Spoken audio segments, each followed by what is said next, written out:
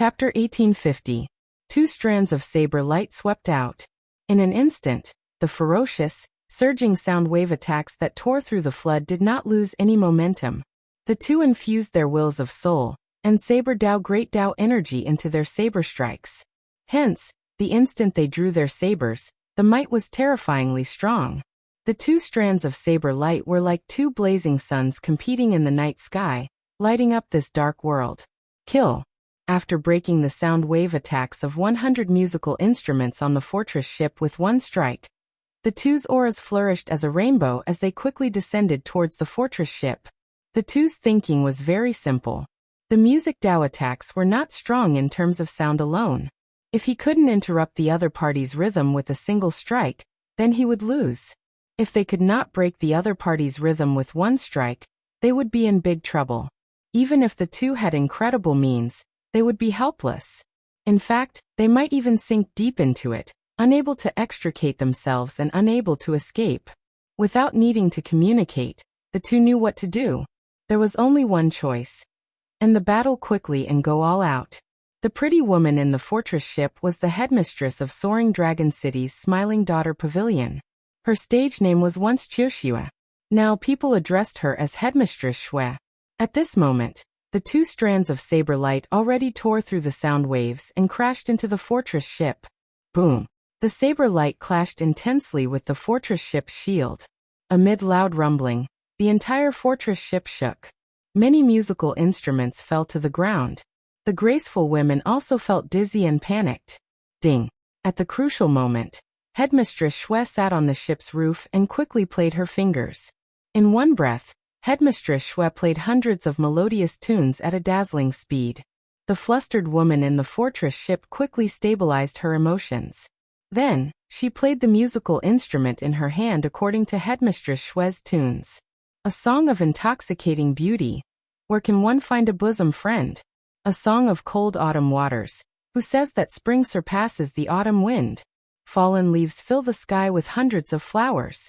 A song of heartbreak. Flowers scatter and fill the sky. Who will pity the beauty of the red fades? A song of heartbreak. How can one recall the past from the beginning? Cutting flowers and laughing. The shadow of the lantern grows thin. Now the red conch grows sad. Can one remember the bright moon and beautiful clothes? As hundreds of musical instruments rang out again, Headliner Shui used her heavenly voice to sing an extremely sorrowful song. It's the death of beauty. This is one of Fairy Blue Lotus's legendary divine melodies. Headliner Shui is truly fierce to be able to remain calm in the face of danger. Not only did they stop the ghostly Shadow Fiend duo's momentum, but they also launched a beautiful counterattack. Truly amazing. This song is really nice to listen to. Headliner Shui is truly worthy of being the imperial capital's courtesan belle of the past. Sincere and skillful. Worthy of admiration. As long as I can drag this out, it doesn't matter whether or not the two fiends can break this song. If the warships from other places surround them, the ghostly shadow fiends will die for sure. The ghostly shadow bandit mysteriously turned into two people. The cultivators below had no choice but to change the way they addressed him. Of course, it wasn't a good name. Ghostly shadow fiend duo. We can't continue like this. If we do it again, the melody will become even more impassioned, and we will definitely die. The moment Headliner Shui's zither rang out, she started playing the death of a beauty. Xiao Chen's and Jiang He's attacks immediately stopped. They could not break through and board the fortress ship. On the contrary, he had suffered quite a bit of injury. The sound waves injured both the mind and the body. Their internal organs suffered formless damage from the sound waves containing soul energy. This went without saying for their souls. Their clothes were dyed red with blood in an instant. Their bodies were covered in scars left behind by the sound wave. This showed the sharpness of the sound waves and the density of their attacks. They were extremely horrifying. Headliner Shui's fingers danced continuously on the fortress ship's high platform, changing unpredictably as she led the tune of the entire ship. Together with the formations in the fortress ship, she brought out the might of the death of a beauty to its limits. Right now, Headliner Shui not only wanted to stop the two, but also wanted to end the ghostly shadow bandit and retrieve the Smiling Daughter Pavilion's lost fairy basket. While it might just be an imitation, if a competitor obtained it and refined it into a similar treasure, it would be a huge hidden danger. That would be a huge hidden danger to the Smiling Daughter Pavilion. Just as the tune changed again, Xiao Chun and Jiang He exchanged looks, each having a plan in their hearts. Xiao Chun instantly executed the dragon tone art. The formless dragon might in his body gathered in his chest, forming a huge whirlpool. At this moment, Xiao Chun activated 30% of his blue dragon bloodline, increasing the might of the whirlpool of dragon might. The winds and clouds above suddenly changed. A strong wind blew, and the formless dragon chi formed a gigantic dragon head. The instant Xiao Chun roared, Jiang He opened his mouth and let out a terrifying dragon roar. On the other side, Jiang He roared at nearly the same time as Xiao Chun. However, Jiang He used a different kind of dragon tone secret technique. Compared to Xiao Chun's resounding dragon roar, Jiang He's was sharper and had a smaller range.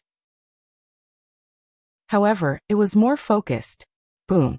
The two heaven dragon roars merged.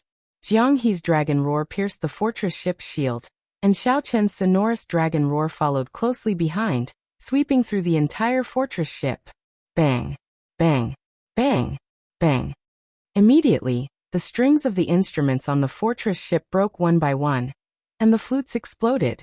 The musicians all vomited a mouthful of blood, suffering a huge backlash. Xiao Chun and Jiang He took this opportunity to land on the deck. Whoosh! Cold lights flickered endlessly. The musicians on the ship did not just sit there and wait for death.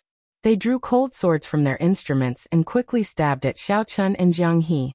The two faced their enemies on their own. As Xiao Chun circulated his primal chaos veritable essence energy, the Taiji force field appeared, working together with the Thunder Dragon 9 transformations. Xiao Chun's figure flickered. None of the people who came to block him could last a single move. After the musicians lost their instruments, their combat prowess would definitely plummet. Clearly, they were far inferior to Xiao Chun in close combat. On the other side, Jiang He's figure became even more fleeting. As his figure flickered, he left behind many mysterious and unfathomable black shadows. He was so fast that no one could discover his true body. So this was how he got the nickname Ghostly Shadow. Not only that, but his saber light became even more tyrannical. A tyrannical aura flowed on his saber, showing no mercy. The musicians that Jiang He injured were all severely injured, instantly losing their combat prowess. After about 15 minutes, the two stood together again. Now, only headliner Shui remained among the musicians on the ship, standing high up. As headliner Shui looked at the many severely injured musicians on the ship, she trembled in anger. She had not expected such a situation to occur. Not only did she fail to capture the ghostly Shadow Fiend duo, but the girls on her side were also severely injured. Fortunately, Xiao Chun and Jiang He were not bloodthirsty people. Otherwise, none of them would have survived. However, such a miserable situation still startled headliner Shui. She said sullenly, "All of you have to die." After saying that, headliner Shui took out the fairy basket, the Smiling Daughter Pavilion's sole tool. Crack! However, Xiao Chun had long since prepared for this. He knocked an arrow and let go before headliner Shui could. The arrow that flew out of the god Shadow Bao moved at lightning speed, pinning this holy venerate headliner Shui to the ship. The fairy basket in headliner Shui's hand fell to the ground, no longer having a chance to execute it. Xiao Chun only sought speed in this arrow, and did not infuse much soul energy into it. Otherwise, this headliner Shui would not just be like this. She would have died on the spot. Whoosh! Xiao Chun's figure flashed, and he arrived at the watchtower on the tall platform. Then he pulled out the arrow. Blood immediately spurted out. Headliner Shui's tender skin drained of all color.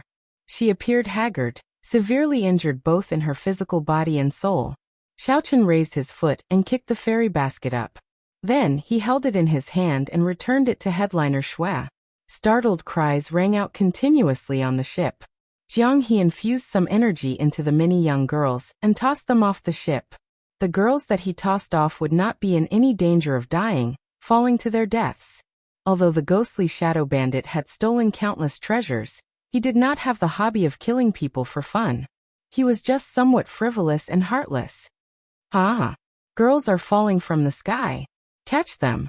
The ghostly shadow bandit laughed as he tossed the girls off the ship, eliciting startled cries from below. Damn. Girls really fell. They are the musicians of the Smiling Daughter Pavilion. They are all great beauties. Quick. Quick. Pick one up and take her back as your wife. Ha ha ha.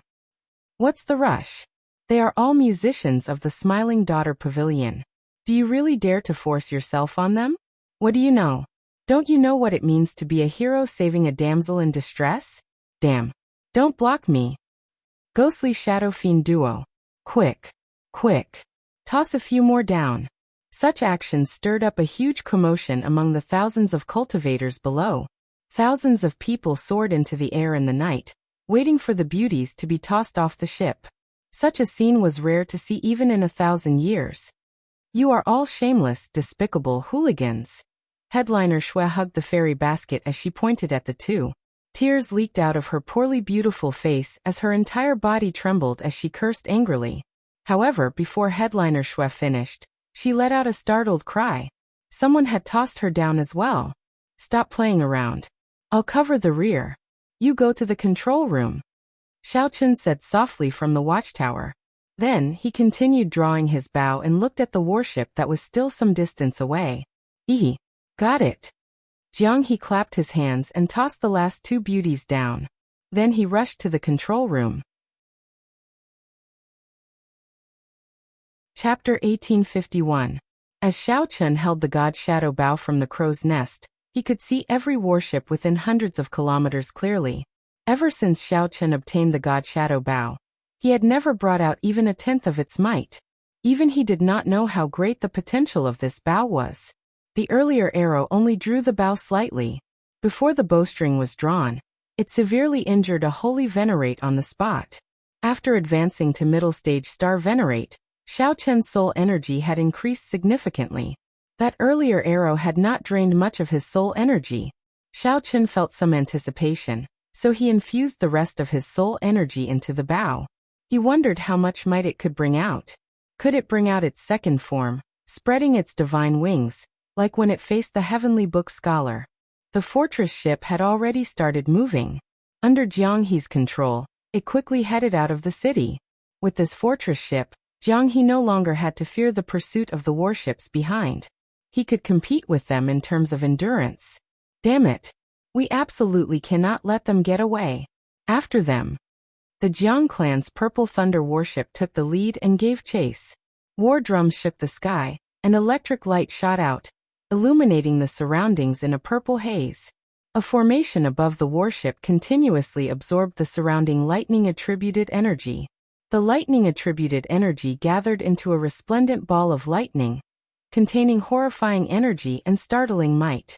The ball of lightning could shoot out at any moment.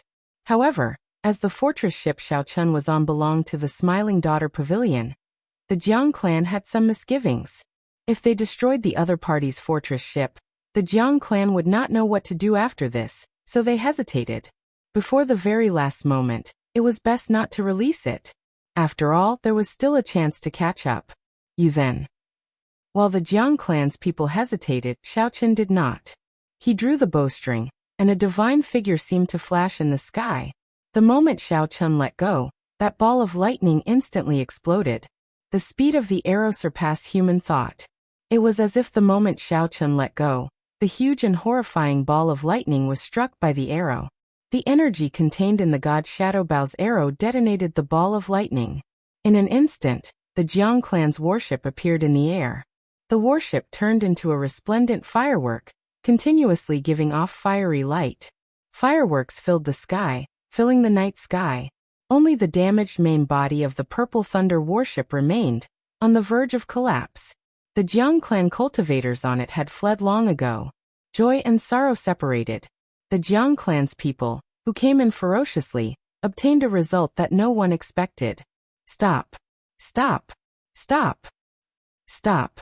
He has a soul tool in his hand. The other pursuing warships were frightened out of their wits. They were all stunned by the inconceivable scene of the Jiang clan's warship. Just a moment ago, the Purple Thunder warship was still in peak condition. How did it explode? How exactly did he break through the defense? What did he use? How did he detonate the thunderballs? It was truly frightening. The most frightening thing was that the Jiang family did not retaliate at all. Several holy venerates on the warship actually did not discover how the other party attacked, and did not make a move to stop them. Tonight was destined to make everyone go crazy. The cultivators in Soaring Dragon City would not be able to forget this for many years to come. Of Chun of the Ghost of the Ling. First, they threw out the Smiling Daughter Pavilion's beauties, causing chaos everywhere. Even now it was still not over. Then they shot out an arrow and detonated the Purple Thunder warship. Everyone could not recover from the shock. Brother Xiao, things are not good. The Marquis' residence's people are here as well. Jiang He said somewhat anxiously as he controlled the situation. With such a huge commotion, it would be hard for the city guards not to show up. However, given the current situation, it would be difficult for the city guards to control the situation. Actually, the city guards had been observing in secret from the very start. The city lord's residence was optimistic about the various factions of the Soaring Dragon Marquis surrounding the ghostly Shadow Bandit. They did not mind the two sides fighting. To the Soaring Dragon Marquisite's lord, weakening some of the clans and sects in the city would not only be a huge benefit, but it would also be a happy outcome. This would further strengthen the Marquis' residence's control. That was what it meant when the Marquis' residence grew stronger. However, now that the situation was completely out of control, they had to show themselves to stabilize the chaos. Abandoned ship. Xiao Chun looked around and discovered the city lord's residence's warships in every direction of the city gates. He was somewhat surprised that the city lord's residence would participate as well. Such a fight between factions did not affect the interests of the city lord's residence. Normally, the smart people would choose to watch from the sidelines. Xiao Chun and Jiang He immediately decided to abandon the warship. They chose the most chaotic place on the ground as a foothold. The cultivators below seemed to have gone crazy, fighting in a chaotic manner. They all asked where the Smiling Daughter Pavilion's musicians that the ghostly Shadow Fiend duo had left behind were. Jiang He felt somewhat rueful and surprised. He just did not want to kill those musicians. Who would have thought that it would create such a chaotic situation? Quick! Quick! Quick! Everyone, quickly give chase. Ku Yejian snatched away a beautiful musician. Don't let him escape. There is someone over there as well. Why can't I catch him? Everyone, quickly look. That's Headliner Shui. She got tossed down as well. Headliner Shui, don't be afraid. I'll protect you. No one can hurt you. You bunch of beasts. Don't go and hurt Headliner Shui. When the culprits Xiao Chun and Jiang He landed, they showed somewhat ashamed expressions. Then the two changed into large cloaks and left in a hurry. They simply did not know what would happen to them after they got caught. Just thinking about what would happen to them if they got caught made them tremble in fear. At this moment, the two only wanted to take advantage of the chaos to leave the city quietly. Haha! How interesting! How unfortunate! This little monk cannot break his lust abstinence. Otherwise, I would have tossed one or two pretty big sisters down as well. A small head poked out of the large cloak behind Xiao Chun as he spoke in a childish voice. Jiang He giggled and said, "You are known as the little demonic monk Silver Saber. Why have you not broken your lust abstinence yet? Don't mention this title. If you mention it again, I'll fall out with you." The little monk's baby-like face immediately turned incredibly embarrassed, turning red. Haha. Don't mention it, then. Xiao Chun could not help smiling. The little demonic monk Silver Saber was destined to be a pain in the little monk's life. A title ruining a life. At this moment, Xiao Chun and Jiang He moved through the chaotic crowd, appearing somewhat relaxed. Trying to find the two, who were deliberately hiding, was as difficult as ascending to heaven. Speaking of which, Jiang He's casual action created the conditions for the two to escape from a different angle. 1 hour later, Xiao Chun and Jiang He were already far away from the chaos. As the two walked on the empty street, the originally bustling street had long since emptied out due to the commotion caused by Xiao Chun and Jiang He. The street, which could fit 10-odd horse carriages side by side, appeared exceptionally cold and empty. Under the moonlight, Xiao Chun's and Jiang He's shadows stretched out on the empty street. The bright moon hung high in the cold, windy night. The two just walked like that, not saying a word. After the commotion, they returned to reality. After this parting, the two might be fighting each other the next time they met. Perhaps this would be the last time the two worked together. The two's hearts felt somewhat heavy. Fate was merciless, and fate made fools of people. Who could have imagined that the two had the goal of becoming the Dragon Emperor? Both of them bore a heavy burden that they could not easily show to others. As the wind blew, the fallen leaves on the street danced in the wind. Xiao Chen suddenly stopped walking. As he looked at the drifting fallen leaves, he entered deep thought. Sometimes it felt like a person's fate was like drifting fallen leaves. When a gust of wind blew from somewhere, one's body would involuntarily dance in the wind. At this moment, Jiang He also stopped walking. Fallen leaves should have returned to the dust. However, the merciless cold wind forced one's body to dance in the wind. The two were not sentimental people. Naturally, they could not stop because of the falling leaves dancing in the wind. At the end of his line of sight, there were rows of martial artists wearing the same style of armor, densely packed at the end of the road. These were a group of battle-hardened warriors with strong discipline. They also exuded a horrifying killing chi. The wind blew because of this. Whoosh, whoosh, whoosh. Suddenly the armor trembled. The city guards in front took the initiative to open a path, and a man and a woman walked out. When the two approached, they discovered that they were the Heavenly Book scholar and Lan Luo. Chapter 1852. When Xiao Chun and Jiang He saw Lan Luo and Tian Su appear together, it was not difficult for them to understand. Why did the two of them end up here the moment they appeared? This is really a big battle. We've just left the tiger's den, and we're already surrounded by a pack of wolves. Jiang He pursed his lips and smiled helplessly. The saber in his hand disappeared, replaced by a treasured saber that emanated a frightening aura. The black scabbard was engraved with dragon race motifs, looking mysterious and ancient. A soul tool. Jiang He also had his own soul tool. Or rather, it was clearly a soul tool related to the dragon race. The supreme treasure he stole from the dragon clan was this saber? However, now was not the time to think about this. Xiao Chen waved his hand to stop him from attacking further. Why do you know him? Jiang He said doubtfully. After taking a closer look, he realized that there was indeed something wrong with the way the princess was looking at Xiao Chen. Xiao Chen nodded. Sort of. Jiang He's grave face immediately revealed his signature smile. You're quite something. You even have a backer in the Marquis's residence. If I had known earlier, I would have just gone to the Marquis's mansion directly. There was no need to go through all this trouble. Xiao Chen swapped out the mysterious dragon race saber in his hand, and the two chatted in soft voices. On the other side, the Heavenly Book scholar appeared somewhat helpless. The cluster lord had forcefully dragged him to her side. While everyone's attention was on the ghostly shadow fiend duo, Lan Luo took the initiative to lead the city guards to block the Heavenly Book scholar. Helpless, he had no choice but to divine Xiao Chen's and Lan Luo's positions. Princess, it's best not to offend these two. Let them go. In any case, there is no direct benefit to the Marquis's mansion. There is no need for a life and death struggle. Although the Heavenly Book scholar had the bad habits of a Confucian scholar, he was not a sinister and vicious person.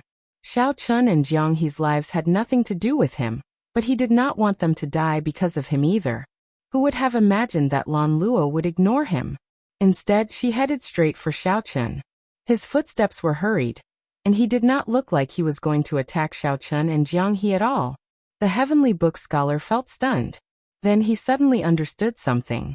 Earlier, when he read Xiao Chen's character, he said that Xiao Chen would feel at ease if he stayed here. So this was the reason. Xiao Chen, you're already here. Aren't you going to ask if I'm here?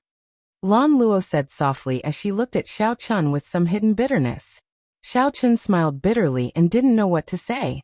The little monk came out from under the cloak and immediately blushed. What a beautiful sister. When Lan Luo saw the little monk, her expression changed slightly. Then she said in understanding, so that is the case. No wonder you are not willing to meet me.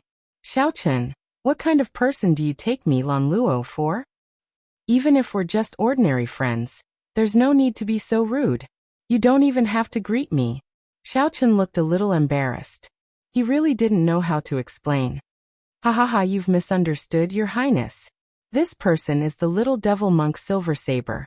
He mistakenly ate a heavenly treasure and obtained a heaven-sent opportunity to reconstruct his body. The heavenly book scholar walked over with a smile, helping Xiaochen out of trouble.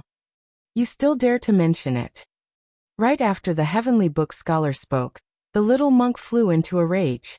He immediately leaped out of the cloak and wanted to beat up the heavenly book scholar again. However, Xiaochen clearly would not let the little monk continue messing around under such circumstances. Xiaochen grabbed the little monk's little hand in the air and put him back. Now that the misunderstanding was resolved, it was Lan Luo's turn to be at a loss. Sorry, Xiaochen smiled and said, It's fine. Is there any way? Cluster Lord, is there any way to send my friend out of the city? Now that the matter had returned to proper business, Lan Luo's expression recovered.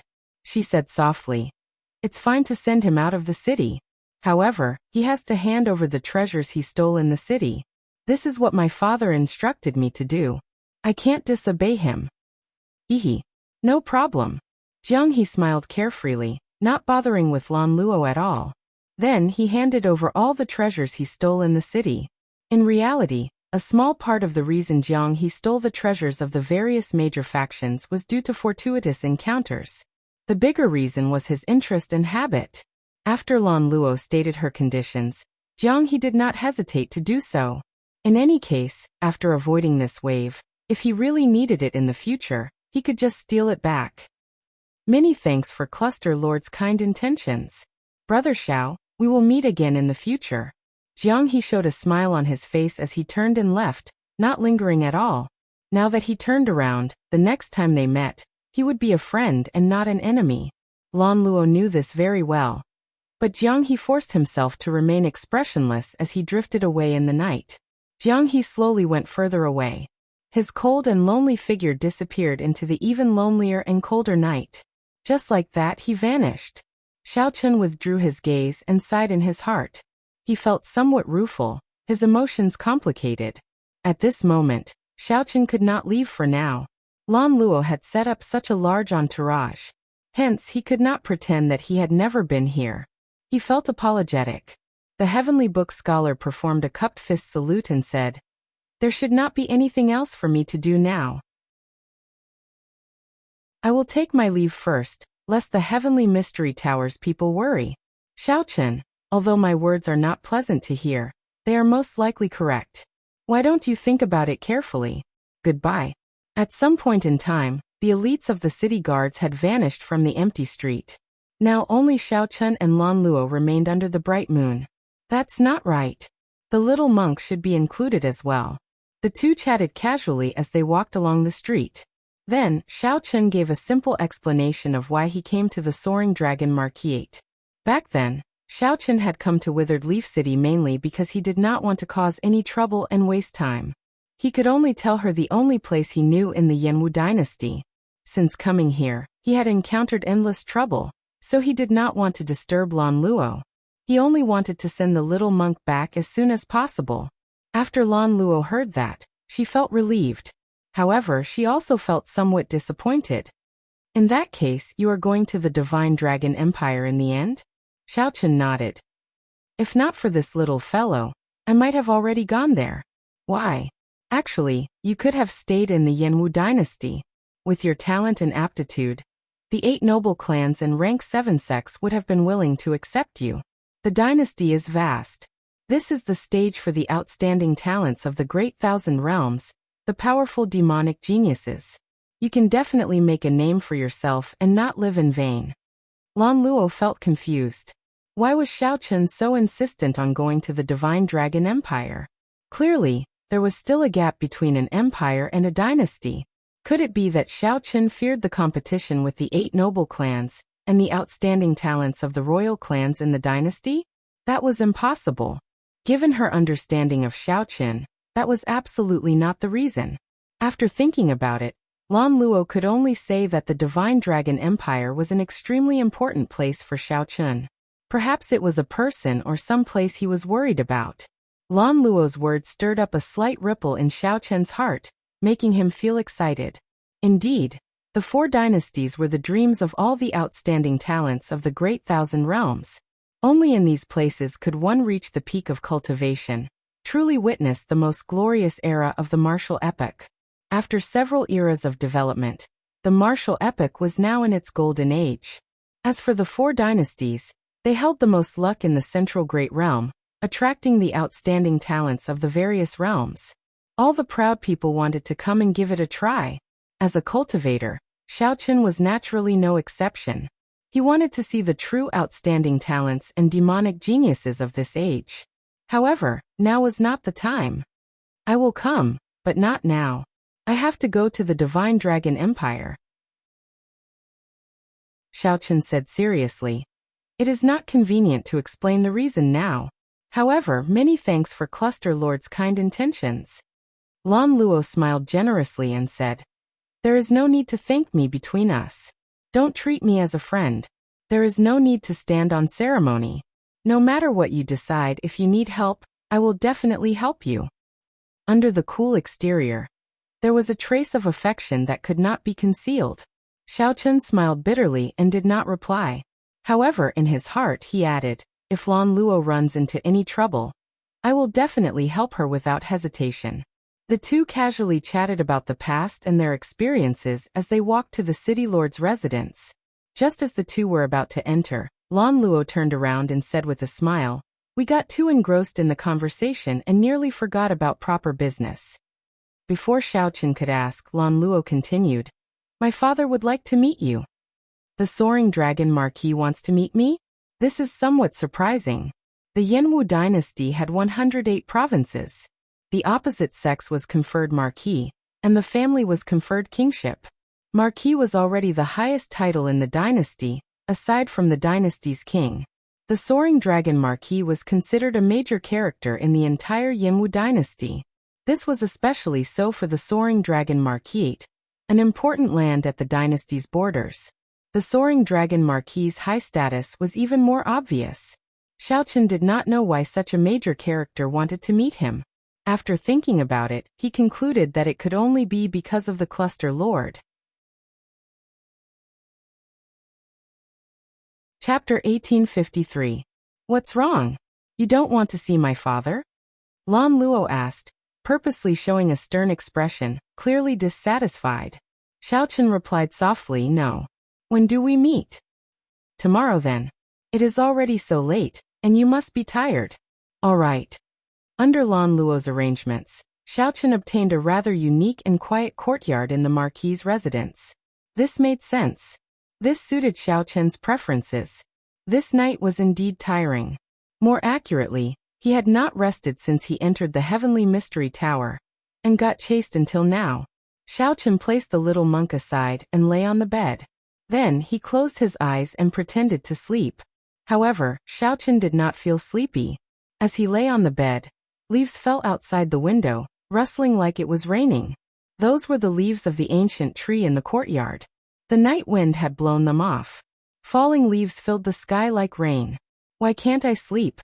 With something on my mind, I naturally could not sleep. Xiao Chen turned to the side and opened his eyes. Moonlight shone on the ground outside the window. Xiao Chen was no longer in the mood to sleep. He remained expressionless as his thoughts wandered.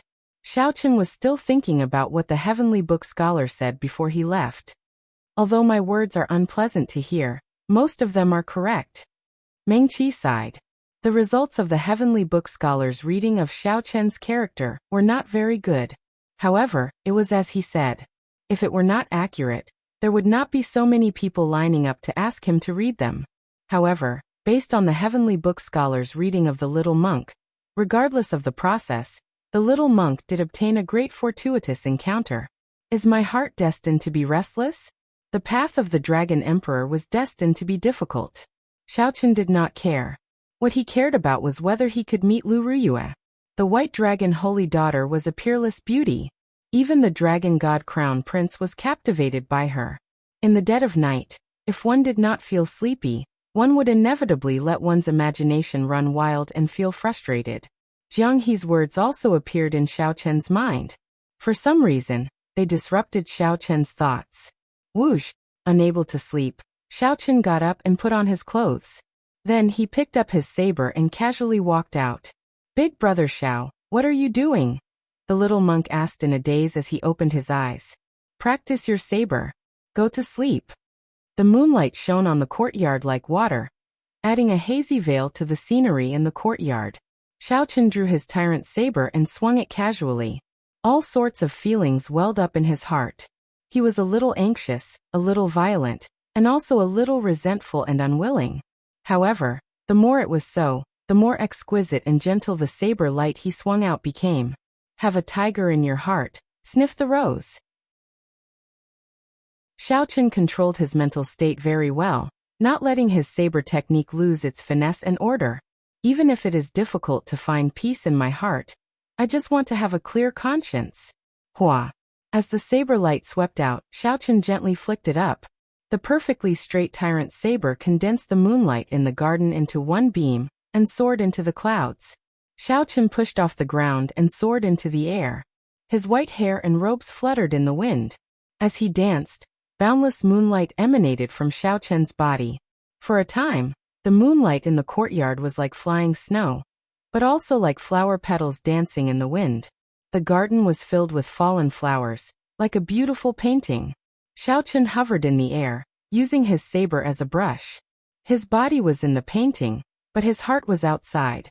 If it is difficult to find peace in my heart, then who can understand me? Who can understand my many years of lonely persistence? Who can understand the heavy burden of reviving the blue dragon that I have to shoulder? Who can understand my determination to seek the moon? The moon was like hundreds of flowers dancing in the wind, filling the sky with falling flowers. No one appreciates this beautiful painting. No one in the painting understands me. Crack! A crisp cracking sound rang out. The painting shattered, light and shadow scattered, and the moonlight scattered. It was like a withered willow. No one pitied it, no one loved it. If it is difficult to find peace in my heart, and I cannot find someone who understands me, what is the point of having a clear conscience? The night deepened, and the chill intensified. Who pitied me for wearing thin clothes and facing the moon alone? Accompanied by the withered willow and the overflowing saber light, there was an indescribable sorrow. However, this sorrow did not turn into rage or hatred. One could be sad, one could be worried, but one could not be angry or hateful. Furthermore, one used the saber to create a dream, dreaming of fine wine and beautiful women. Beautiful women drank with me, beautiful women laughed with me. There was no sorrow or worry. When the flowers fell in the dream, someone admired them with me. If one did not understand the beauty of dreams, how could one use the saber as a dream? A dream as a dream? Under the mottled moonlight, an illusory scene appeared in the courtyard. There was someone drunk, someone laughing, someone dancing in the sky with the moon. One could not tell if this was real or fake, a dream or reality. If one could not find peace in this heart, then let one enter a dream and sleep forever, never opening one's eyes for 10,000 years. However, one had to wake up from a dream. The moment one opened one's eyes, it was not the beautiful dream disappearing, but the entire world slipping away from one's hands. A boundless disappointment filled one's heart. Could one continue to tightly grasp the saber in one's hand? Buzz. Suddenly, a boundless saber hum rang out in the courtyard. The saber in Xiao Chen's hand burned with a purple flame. When the purple flame scattered, the pitch-black saber turned a dreamy purple, like this was the true color of the tyrant saber. Xiao Chen tightly grasped the saber and swung it casually. The night that filled the courtyard scattered, and the purple saber light spread out like water. Xiao Chen's expression suddenly changed. Under the purple saber light, a black-clad man on the wall was forced out. Who is it? Whoosh. Xiao Chen thrust his saber, and the purple light that filled the courtyard gathered into one beam and shot out. That person cried out in shock. His figure flashed, but the saber light still pierced through his shoulder. That person gave Xiao Chen a strange look. Then his figure flashed a few times as he quickly left. The night turned hazy, disappearing in the blink of an eye. It was like that person had never appeared. Only the lingering purple saber light in the air proved everything that happened earlier. Xiaochen sheathed his saber and frowned slightly. However, he did not give chase. This person could appear silently, only appearing unexpectedly after Xiaochen activated the true form of the tyrant saber. This proved that this person was far stronger than Xiaochen. However, he did not make a move. Clearly, he did not have any malicious intent. The Marquis's residence was filled with crouching tigers and hidden dragons. There were at least 10 people with such strength. If Xiaochen gave chase and caused trouble, it would not be good. Now that Xiaochen stopped thinking, he naturally could not continue brandishing his saber. Xiaochen went to the stone table in the courtyard and gently placed the tyrant's saber on it. Then, he took out the 1,000-year flame and drank by himself. After brandishing his saber, Xiaochen's restless emotions calmed down. After a few cups of fine wine, moonlight unknowingly enveloped him, and he fell asleep in a daze. When Xiaochen opened his eyes again, piercing sunlight shone in, and his neck stiffened uncomfortably. This time, he found himself resting his chin on his hand as he slept for the entire night. Young Master Xiao, sorry for the disturbance. The Marquis has prepared a family banquet, and would like to invite young Master Xiao over. The Cluster Lord specially instructed me to entertain you. A slender and pretty maidservant stood outside the courtyard doors, speaking in a charming voice. Xiaochen recovered his wits and replied, "Wait for a while. I'll go over after I wash up." After tidying up, Xiaochen carried the little monk on his back, and went to attend the family banquet under the maidservant's lead. Generally speaking, the grander family banquets were usually held in the evening. Since there was a family banquet in the morning, it meant that not many people would be invited.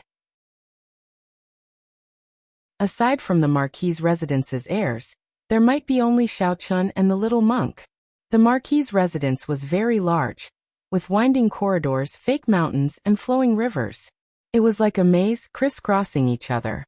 Without anyone to lead the way, one might really get lost in the maze, wandering around. On one of the corridors, Xiaochen discovered a group of people marching in front. Their destination seemed to be the same as Xiaochen's. However, Xiaochen could tell that many of them were just attendants and guards. The true master was the youth in embroidered clothes leading the group. That youth was very handsome and easygoing. Xiaochen could see a smile on his face. When this youth spoke to the maidservant leading the way, he did not put on an overbearing air at all, making that maidservant feel embarrassed. Aside from this, that youth also exuded a pressing air of nobility. However, his easygoing air covered up this air of nobility, making others feel close to him. Xiaochen stopped and entered deep thought. There is nothing to mind about this person. Xiaochen stopped because he discovered a relatively pure dynasty's luck on the other party's body. The 4 dynasties occupied the main dragon veins of the central Great Realm. All those with dynasty bloodlines could receive protection from the dragon veins. The purer one's bloodline was, the greater the dynasty's luck one received. With the protection of the luck of the Yanwu dynasty's vast territory, one's luck would be much stronger than that of ordinary people. Aside from that, the nobles conferred titles by the dynasty would also receive the protection of the luck of the dragon veins. For example, the soaring dragon Marquis was conferred the title of Marquis, second only to the imperial prince. After all, kings with different surnames were extremely rare in any dynasty. Normally, Marquis was the highest rank. The soaring dragon Marquis also had this luck. However, whether one could discover it or not was another matter. That is Monarch Yu. He was also invited to the clan banquet this time. I heard that he came specially for the young miss, wanting to invite her to join the rank 7 Divine Sword Pavilion. The maidservant leading the way stopped and smiled when she saw Xiaochen's gaze. The maidservant seemed to understand this Monarch Yu very well. With just a casual question, she revealed a lot of information. Based on the maidservant's eyes, it seemed like she was very fond of this Monarch Yu. Rank 7 sects already stood at the peak of this world. Even in the entire Great Thousand Realms, the number of rank 7 sects could be counted on one hand. Even in the vast Yanwu dynasty, there were probably only a few. The competition was exceptionally intense. Even the royal family would not receive any special treatment. For Monarch Yu to be so confident in inviting Lan Luo to join the Divine Sword Pavilion, His strength should not be weak. Without overthinking, Xiaochen smiled faintly and said, "Continue leading the way then." Chapter 1854. After some delay, Xiaochen arrived at the Marquis' residence's main hall about 7 minutes later. Many people gathered in the main hall. Aside from the soaring dragon Marquis' children, there were also many Long clan disciples, all of whom were from the Long clan. It was clear that the Long clan was flourishing and had many people. This made sense. As a marquis, it would be strange if the clan was not flourishing. Monarch Yu's attendants and guards were scattered outside the main hall, standing together with the Marquis' residence's guards. Monarch Yu showed grave expressions, not letting down his guard just because he was in the Marquis' residence. The family banquet in the main hall had not started yet. Monarch Yu was the son of a duke, possessing the royal clan's bloodline and a noble status. However, he was easygoing and polite. His bearing and boldness were praiseworthy. Currently, Monarch Yu was chatting with a youth. That youth looked somewhat similar to Lan Luo, and was also older. He should be Lan Luo's older brother. The Long clan disciples surrounded the two, chatting happily. However, Monarch Yu dominated the spotlight. Most people's gazes landed on him. This was especially so for the many women. Their eyes gleamed with admiration, not hiding it at all. "Young Master Xiao, we have arrived." The maidservant leading the way bowed obediently. Before the maidservant left, she gave Monarch Yu a bashful look before taking her leave. The little monk lay on Xiaochen's shoulder, looking around curiously. He looked very cute. One adult and one child entered the main hall. This immediately attracted countless gazes. Many people showed curious expressions. Aside from Monarch Yu, why was there an outsider at the Long clan's family banquet? "You are." The youth chatting with Monarch Yu asked from afar without standing up. Whoosh! Many gazes immediately focused on Xiaochen. The bustling hall turned quiet. "Big brother, he is Xiaochen, the person I told you about. Father specially invited him here." Without waiting for Xiaochen to reply, Lan Luo stood up and made the introductions, leading Xiaochen over. "To think that you dare to enter the Dragon Marquis' residence. Long clan guards, take him down." A familiar figure appeared among the Long clan disciples. This person could not hide his murderous intent, as he pointed at Xiaochen. Longbow. Xiaochen recalled that this person was the young marquis, who had sent someone to assassinate him in the soaring dragon great world. He seemed to be Lan Luo's seventh brother. Xiaochen remembered that he had clearly killed him. However, it was not strange. At that time he had left in a hurry and did not finish him off. With the resources of the princess's residence and the presence of some experts, it was not surprising that they were able to save him. Swish, swish, swish. A group of guards appeared outside the door and surrounded Xiaochen without any explanation. However, Xiaochen did not make a move. He only looked at the youth beside Monarch Yu. Clearly, Lan Luo's eldest brother was the one with more prestige here. "Let's go. There's nothing here." Lan Luo's first brother waved his hand and dismissed the guard. Then he said indifferently, "Seventh brother, young Master Xiao is an honored guest that Imperial Father specially invited. Watch your words. Otherwise, I don't mind kicking you out." Longbow's expression was quite sullen. His enemy was right in front of him, but he was his father's honored guest. He couldn't even take down Xiaochen in his own home. "Don't be arrogant. Sooner or later, I will teach you a lesson." Longbow waved his hand and withdrew with a resentful expression. Xiaochen said indifferently, "I don't mind killing you again." Whoosh! Right after Xiaochen spoke, a huge commotion immediately broke out, shocking the Long clan disciples. Then the shock turned into enmity. For Xiaochen to say such words in front of the Long clan in the Marquis' residence was somewhat mocking. Even Lan Luo's eldest brother felt somewhat embarrassed, stunned for a moment. "It looks like I am not very welcome. Goodbye." Xiaochen had always been a decisive person. When he saw the expressions of the others, he was not willing to remain here. Had he known that this Longbow would be here, he would have rejected him from the start. However, it was clear that someone was not willing to let Xiaochen leave. "Young Master Xiao, please wait. Since you received the Marquis' residence's invitation, You will be too disrespectful to the Marquis if you leave now. The Marquis's residence rarely invites outsiders to its banquets. Young Master Xiao, please think about it. Monarch Yu said slowly as he held a cup of tea. Immediately, the many Long clan disciples burst into an uproar. It turned out that this person was protected by the Marquis's residence. He was truly too arrogant and unreasonable. Monarch Yu's simple words instantly isolated Xiao Chen. Xiao Chen thought for a while. If he left the banquet, it would indeed be disrespectful to the Marquis whom he had not met yet. This put Lan Luo in a difficult position. Then Xiao Chen turned around and found a corner to sit beside Lan Luo again. When Lan Luo saw Xiao Chen sit down, she heaved a clear sigh of relief. Xiao Chen, it has been hard on you, Lan Luo sent a voice projection. She had good intentions, but she had not expected things to turn out like this. It's fine. I did not handle it well. There was indeed no need to get angry at an existence like Longbo. Xiao Chen already felt much more at ease. Haha. Everyone is here. At this moment, a middle-aged man with white hair at the temples walked in. He was wearing armor and strode in. Father. Third uncle. Lord Marquis. Everyone at the table stood up and greeted this person.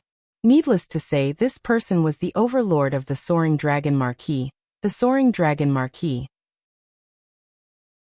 However, the Soaring Dragon Marquis looked ordinary, only exuding the might of a general.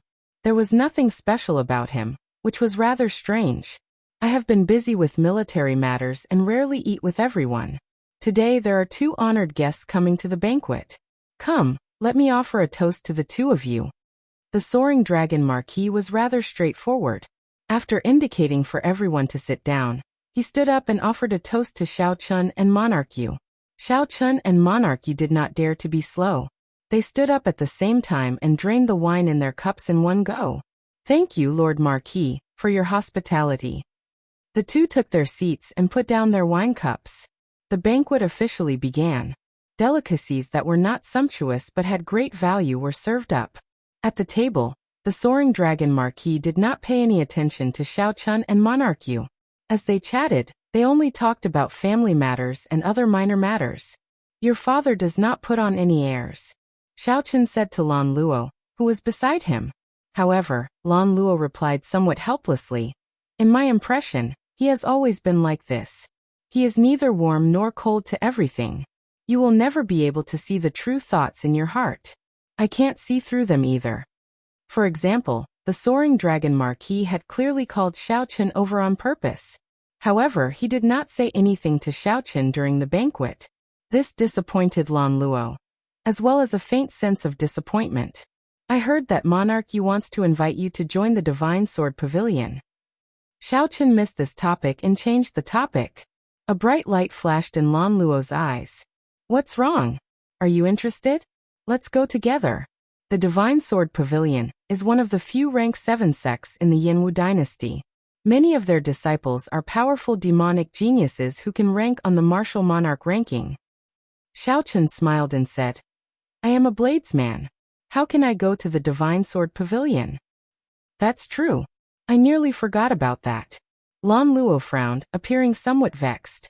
In that case I won't go either. On the other side, Monarch Yu looked at Lan Luo, who was conversing intimately with Xiao Chen.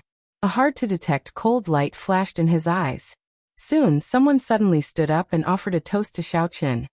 Young Master Xiao, you came from afar. Long Yin offers you a toast. Since someone offered him a toast, he naturally had to return the favor. After a cup of wine, Long Yin asked, Young Master Xiao received second uncle's invitation at the same time as Monarch Yu. I believe you also come from a prestigious clan, right? Xiao Chen replied indifferently. No, I am just a loose cultivator. This is my first time in the Central Great Realm. These words caused another uproar. It was actually a rogue cultivator without a sect or sect. Furthermore, he had only just arrived in the Central Great Realm.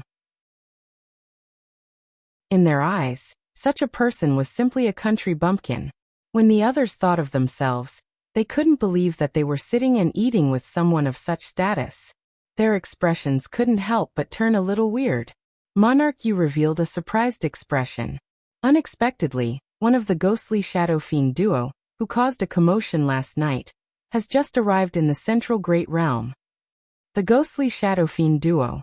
Monarch Yu's casual words successfully caused the expressions of these Long Clan disciples to change again. This fellow did not speak much, but his words were filled with thorns, trying to isolate them. When the Long Clan disciples thought about it, they found it somewhat funny.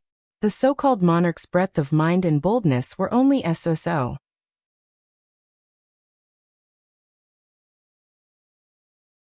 Chapter 1855. The seemingly ordinary family banquet was actually surging. Monarch Yu succeeded in setting the tempo. This made everyone in the Long family view Xiao Chun with hostility and coldness. Xiao Chun found it a little strange, but he didn't think too much about it. In the banquet, when Lan Luo's big brother saw the situation develop to this point, he shook his head and did not say anything. Long Yan, while I'm not around, have you neglected the cultivation of the Long family disciples? When the family banquet was about to end, the soaring dragon Marquis looked at Lan Luo's eldest brother and asked in a serious tone, "My Long family has been famous for our bravery since the founding of the dynasty. We have never dared to forget the teachings of our ancestors. Father, you can check it any time. The disciples of the Long family have never slacked off, nor do they dare to slack off." Long Yan answered calmly and confidently. Draco nodded his head in satisfaction. A person's innate talent and comprehension are different from birth. Comprehension cannot be forced. I will never force it. My Long family can have trash bodies, but we cannot have lazy people. The soaring dragon Marquis's gaze shifted to Long Yan as he continued. After the family banquet, I will conduct an inspection at the drill grounds. Anyone who passes my eyes will be rewarded. On the contrary, I will not punish you. I will only punish you, Long Yan. Long Yan gladly accepted the order, not caring about these somewhat demanding conditions. The Long family disciples heard the soaring dragon Marquis's words. Their faces were filled with excitement and anticipation. Everyone had a competitive heart. Coupled with the fact that he would receive a reward from his father, it was hard for him not to be excited. Monarch Yu and Xiao Chun, come along as well. The soaring dragon Marquis invited as he looked at Xiao Chun and Monarch Yu. His tone was relaxed and seemed easygoing, but there was a hint of irrefutability in it. My pleasure. My father has always told me that the soaring dragon Marquis has a strict upbringing. After standing in the north for so many years, I definitely have to take a good look. Monarch Yu smiled faintly and dealt with the situation easily. Xiao Chun thought for a while. He was prepared to leave after the family banquet. The soaring dragon Marquis's invitation put him in a difficult position. Xiao Chun Luo told me about your matter. I contacted the Hidden Spirit Temple's abbot last night. They will send people to bring little monk Yin Chen back. At the same time, they will convey my thanks to you. The Hidden Spirit Temple owes you a favor. The soaring dragon Marquis seemed to have guessed what Xiao Chun was thinking. Hua. These words immediately shocked the disciples of the Long family, and they revealed expressions of extreme disbelief. Monarch Yu's words had already caused their impression of Xiao Chun to plummet. They now felt that he was just a country bumpkin who had just arrived in the central Great Realm. He didn't belong to any sect, so there was no need to treat him too well. There were too many people like this. In the entire Great Thousand Realms, everyone took pride in being in the central Great Realm. This was the center of the martial epoch. The four dynasties and the many empires dominated the direction of the entire martial epoch. As the descendants of the Yanwu dynasty's soaring dragon Marquis, they were very proud. There was no need to criticize them. After all, they had the capital to do so in the first place. After leaving the central Great Realm, no matter where they went, they would receive the highest treatment. However, the soaring dragon Marquis's casual words made them flabbergasted. The abbot of the Buddhist sect's Hidden Spirit Temple, who did not care about worldly matters, actually said that the Hidden Spirit Temple owed Xiao Chun a favor. Not to mention how strong the abbot was, the Hidden Spirit Temple itself was in existence that surpassed rank 7 sections. Its history was even longer than that of a dynasty. To think that such a holy land owed Xiao Chun a favor. How could they not be shocked? At the same time, they felt dissatisfied in their hearts. How could such a person make the Hidden Spirit Temple owe him a favor? Everyone here was a proud person. When they suddenly heard these words, they could not help feeling competitive. Even Monarch Yu's calm expression changed slightly. As he looked at Xiao Chun, his expression turned strange. Master is coming? This is really great. The little monk had been looking at the good wine and dishes on the table, but could not eat them, only salivating. When the little monk heard this, he felt pleasantly surprised and excited. Under such circumstances, Xiao Chun could not refuse, so he could only agree. The family banquet came to an end. The group arrived at the Marquis's residence's drill ground. The drill ground required an extremely vast area. It was normally used for the army to gather soldiers, so it was a military location. It would be more accurate to describe the drill ground of the Marquis's residence as a drill ground. However, the Soaring Dragon Marquis guarded this area. The Soaring Dragon Marquis was not only a marquis, but also a general appointed by the royal clan, guarding the borders. Everyone in the Long clan was used to calling this drill ground a drill ground, because of the Soaring Dragon Marquis's character. During this time, Long Yan purposely slowed down his pace, walking together with Xiao Chun. Xiao Chun, do you know why my father specially invited you to the family banquet? Xiao Chun had long noticed that something was strange. If Xiao Chun wanted to meet him, it would have been better if they met in private. There was no need to meet at the family banquet. However, Xiao Chun did not care, so he did not ask. Now that Long Yan was willing to answer, it was naturally for the best. Brother Long, please enlighten me. Long Yan's gaze fell on Monarch Yu. At this moment, Monarch Yu was saying something to Lan Luo. Monarch Yu's expression looked very sincere. However, Lan Luo did not respond warmly. Monarch Yu. That's right. It is Monarch Yu. He is the son of a duke, a relative of the royal clan, and holds a noble status. His comprehension ability is even more incredible. He has an amiable character and a good reputation. After that, there is no after that. Long Yan smiled faintly and did not say anything more, leaving directly. This made Xiao Chun feel even more suspicious, causing him to frown slightly. Big brother, this fellow must be doing this on purpose, leaving things halfway. Is there anything more annoying than this? The little monk said, feeling aggrieved. Xiao Chun said softly, do whatever you want. I'll deal with it when it comes. I won't be staying here for long. After sending you off, I'll leave immediately. Xiao Chun was very open about many things now, not caring about them. When Xiao Chun arrived at the drill ground, the Long clan disciples eagerly searched for suitable weapons and started practicing. Long Yan accompanied his father, watching the performance of the Long clan disciples below from the tall platform. The Long clan disciples were indeed extraordinary. Xiao Chun looked around. The weakest was an early-stage star venerate. Many of them were even late-stage star venerates. As for that Long Yan, Xiao Chun guessed that he had already broken through the shackles of a star venerate due to his older age. After becoming a holy venerate, he would be an outstanding talent among the outstanding talents of the Long clan. While in the drill ground, Xiao Chun surprisingly discovered a shooting range. Several Long clan disciples were drawing their bows and shooting arrows. The setup of this shooting range was very complicated. There were formations on the ground, either increasing gravity or creating a weightless environment, testing the strength of the archers. In the depths, one could easily simulate all sorts of harsh environments. The starry heavens, a forbidden sea, a land of lava, and a 5,000-kilometer-long glacier. Excellent archery. He reached the 10th ring again. Incredible. Third brother truly lives up to being the top archer of our Long clan disciples.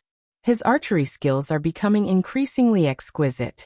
Even under 20-fold gravity and 10 kilometers away, he can still firmly hit the 10th ring. The Long clan disciples surrounded a youth, praising him. Just at this moment, Monarch Yu and his subordinates walked over. The group immediately egged on Monarch Yu to shoot an arrow as well. The royal bloodline requires one to be proficient in the 6 arts from a young age. Monarch Yu's archery skills must be extraordinary. Right, Monarch Yu, let us broaden our horizons, Long Hua said. Long Hua, Lan Luo's third brother, also said in admiration. Monarch Yu said softly, my skills are insignificant. How could I dare to embarrass myself? Feng Tian, Show the Long clan disciples what you are capable of. Yes. A subordinate walked out from behind Monarch Yu and took a bow from Long Hua. Then he stood still and casually shot an arrow. A piercing sound soared into the clouds, kicking up strong winds that swept through the entire drill ground, attracting everyone's attention. Boom. With this arrow, the target, which was made of divine material, was directly shattered. The tail of the arrow continued to buzz as it landed 10 kilometers away. The second target also hit the 10th ring. This small display of skill immediately shocked everyone, shocking everyone. Sorry, I damaged your Long clan's target. Feng Tian appeared somewhat arrogant as he returned the bow to the somewhat distracted Long Hua. As he held the bow, he felt somewhat disappointed and frustrated. Earlier, Monarch Yu said that Feng Tian's skills were insignificant. How could he dare to embarrass himself? However, a random subordinate easily defeated Feng Tian. Wasn't Feng Tian saying that Feng Tian's skills were insignificant? Yet he dared to embarrass himself? The other Long clan disciples could not empathize with Monarch Yu. They only felt even more admiration for him. For a follower to have such archery skills, it was truly amazing. Monarch Yu smiled faintly and headed to the other areas of the drill ground. The group of Long clan disciples quickly followed. Long Hua was the only one left in the empty shooting range with a bitter expression on his face. Just as Long Hua felt somewhat depressed and wanted to leave, he discovered that another person had appeared at the shooting range at some point in time. Xiao Chen held the Long clan's special goose dragon bow and drew the bowstring, testing it out. Honestly speaking, Xiao Chen was not an expert archer. He had not learned it properly either. His skills were all unorthodox. This was Xiao Chen's first time at a proper shooting range, so he was not used to it. When Long Hua saw Xiao Chen's skills, he smiled. With one look, it was clear that Xiao Chen was a novice. Indeed, when Xiao Chen shot his first arrow, the gravity pulled it down midway, causing it to wobble and fall to the ground. To think that you dare to embarrass yourself with such skills. Long Hua mocked and turned to leave.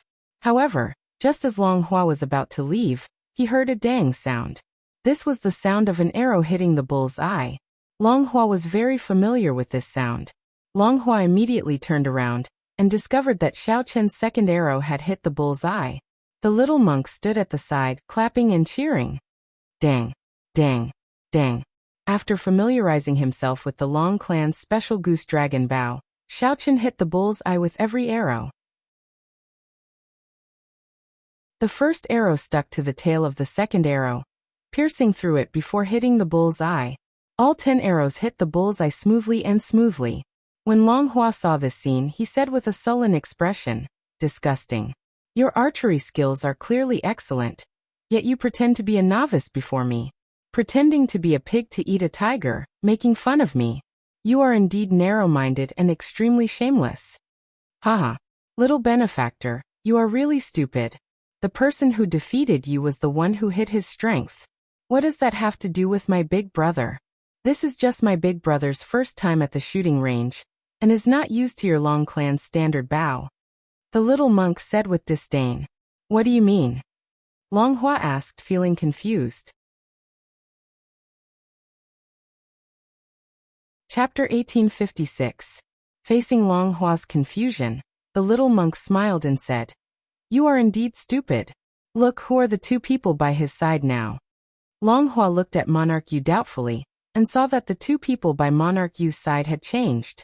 The place where the Long clan disciples practiced their spear techniques was where Monarch Yu came. With Monarch Yu's arrival, that place immediately became the most bustling place in the drill ground. Not only did the Long clan disciples gather there, but even the guards and guards of the Marquis's residence went over to join in the excitement. Another busybody encouraged Monarch Yu to show off his skills.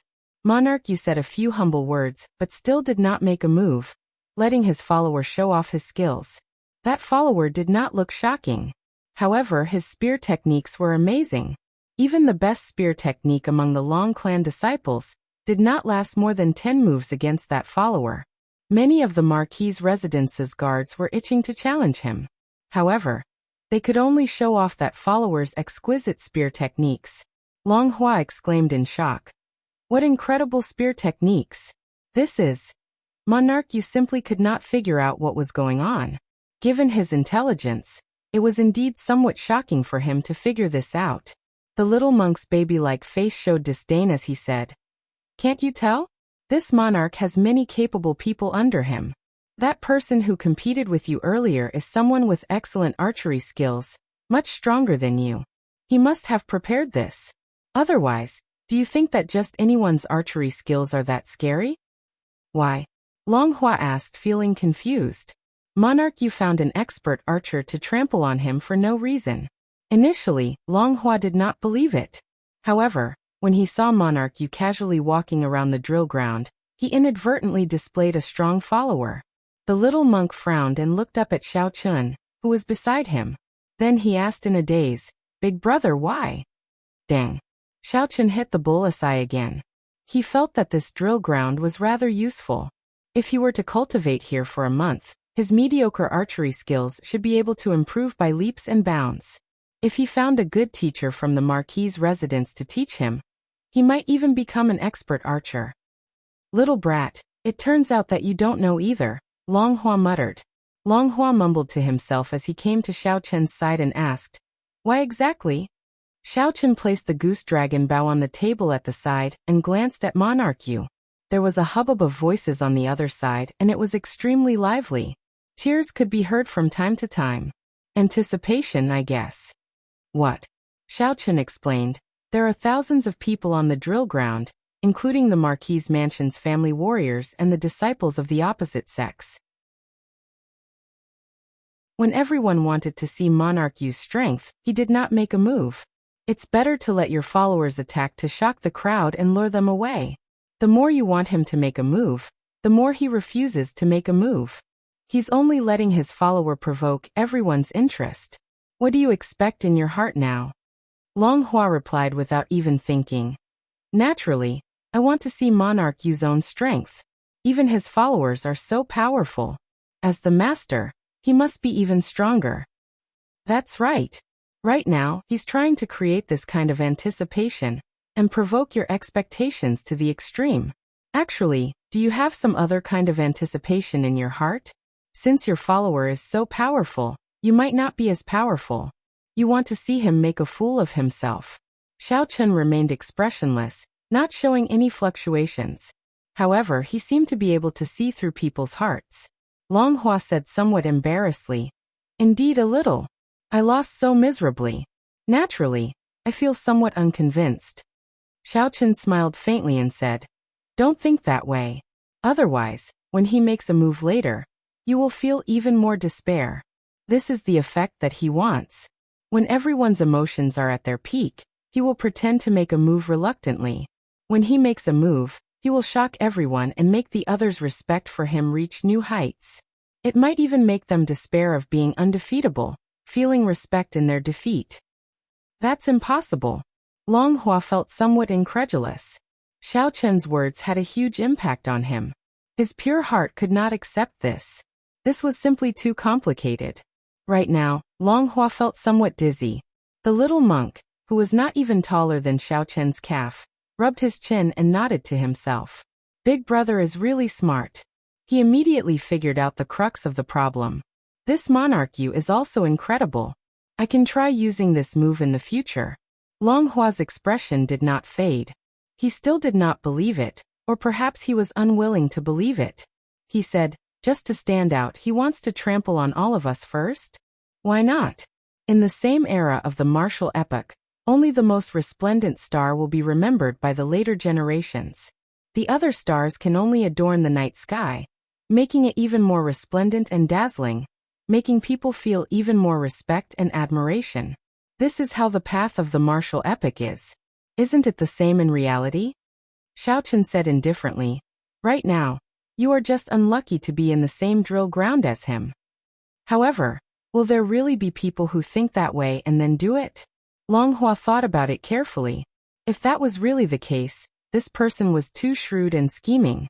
Even after being purposely used as a stepping stone, he was still willing to worship the other party. A general's success is built on 10,000 bones. This has been the case since ancient times. While this sentence seems very far away from us, in reality, it is happening all the time. To achieve one's goal, a few tricks and a few stepping stones are nothing. Every day, every hour, every moment, there are people who become stepping stones for others. Dang, Xiaochen drew back the bowstring, and the arrow struck the bullseye again. Then he revealed a faint smile on his face. I can increase the gravity now. With my veritable essence energy, I can control the gravity by 20 times. If it were the Soul Slayer Bao, Xiaochen would have no problem reaching the level of the archery expert under Monarch Yu. When Longhua heard what Xiaochen said, he felt his hair stand on end. Is this world really that scary? However, what is his purpose? Why is Monarch Yu doing this? Longhua could not help asking. He already doubted Xiaochen's words, so he could not help asking. Xiaochen looked at the tall platform. The Marquis, Long Yan, and the upper echelon of the Marquis's residence could not help looking at Monarch Yu. It could not be helped. Nearly all the thousands of people in the drill ground gathered where Monarch Yu was. Monarch Yu looked very handsome and valiant. He held a noble status, but he was neither arrogant nor proud. Just his subordinates could make people applaud and praise him endlessly. If the people in the drill ground did not pay attention to him, who would they pay attention to? Could it be those lonely, lost, or disappointed stepping stones in the corners? Compared to the cheerful Monarch Yu, who had a gloomy expression and was dispirited and full of negative energy, who would they pay attention to? The answer went without saying. Xiaochen thought about the excited Long clan disciples at the family banquet. At this moment, the outstanding talents among them were all like Longhua, dispirited and dissatisfied. It was not that they were not outstanding enough. It was just that they ran into the even more outstanding Monarch Yu. This was originally a drill prepared for them. With Monarch Yu's means, the main character changed, becoming Xiaochen himself. This allowed the soaring dragon Marquis and the upper echelon of the Marquis's residence to focus their gazes on him. They had somewhat forgotten the original purpose of this drill. After Longhua heard what Xiaochen said, he could not say that he understood everything. However, he understood Xiaochen's words. However, Longhua still felt dubious in his heart. He felt that what Xiaochen said was too shocking, somewhat unrealistic. Brother Xiao, your archery skills are pretty good. Suddenly, Monarch Yu, who was in the crowd in the distance, seemed to have discovered Xiaochen by accident. Following Monarch Yu's gaze, the gazes of the drill ground immediately shifted to Xiaochen. As Monarch Yu spoke, he walked over naturally, and the others quickly followed. Monarch Yu, show us your skills. It was unknown who shouted that, but the cultivators following Monarch Yu instantly erupted. Right. Monarch Yu, you possess the royal clan's bloodline. You are definitely skilled in the 6 arts, and your archery skills must be extraordinary. Show us your skills. Let's see how exquisite the royal clan's archery skills are. Show us your skills then. After watching Monarch Yu's subordinates make a move several times, these people were already anticipating Monarch Yu to truly show off his strength. Monarch Yu thought for a long time. Then he said with some difficulty, archery is indeed not my specialty. If I make a fool of myself, please forgive me. Good. The crowd was excited. Monarch Yu was finally going to make a move. The many Long clan disciples and generals all felt excited. Brother Xiao, if you don't mind using the bow in your hand, right? Monarch Yu asked softly, showing a humble attitude. Xiaochen showed a calm expression as he casually handed the goose dragon bow to the other party. Then he slowly pushed it away. Only Longhua's heart was surging with waves. He was incomparably shocked, completely stupefied, unable to say a single word. It really was as Xiaochen said. This was the exact same script. It looked like there were no openings. Under the crowd's instigation, Monarch Yu appeared somewhat helpless and unwillingly made a move. I am not trying to show off on purpose. You all forced me to. What kind of cultivation realm is this? This is simply inconceivable. However, Xiaochen had seen through everything long ago. Longhua felt curious. If Monarch Yu knew that Xiaochen already knew everything he did, what kind of expression would he have? Chapter 1857. Monarch Yu received the bow and arrow from Xiaochen. Then he said indifferently, increase the gravity to 40-fold. Hua. His casual words immediately caused everyone to exclaim in shock and suck in a cold breath. Long Hua was slightly surprised. He had practiced archery for many years, and naturally knew the difference between 40 times gravity and 20 times gravity. The difference between the two was like the difference between heaven and earth. It was far more than just double. 20 times the gravity was already exaggerated enough, and it was the strict requirement of the Marquis's residence. The other clans and powers generally only had 10 times the gravity for their basic training. If Long Hua's archery skills were placed anywhere else, he would receive unanimous praise. However, Monarch Yu's actions were truly terrifying, especially for such an expert.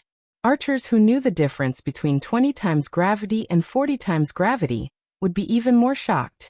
Even some of the generals who followed the soaring dragon Marquis on the high platform felt slightly startled. They said softly, Lord Marquis, if Monarch Yu can hit the 10th ring with this arrow, his archery skills will rank within the top 10 in our army. Most importantly, he is still so young. It is indeed terrifying. You are a relative of the emperor and enjoy a hereditary title of nobility. To be able to not be arrogant or rash, and to be able to settle down and cultivate, that's the rarest thing. Monarch Yu's performance won praise from the Marquis's residence's upper echelon. Lan Luo, who sat beside Long Yen on the high platform, looked over with some dissatisfaction. Xiao Chun felt that this Monarch Yu seemed to be purposely making life difficult for Xiao Chun. When he saw Xiao Chun shooting arrows, he purposely wanted to outdo him. Luo, what do you think of Monarch Yu? The soaring dragon Marquis did not reply to his subordinate. Instead, he turned his head and spoke to Lan Luo, a doting look in his eyes.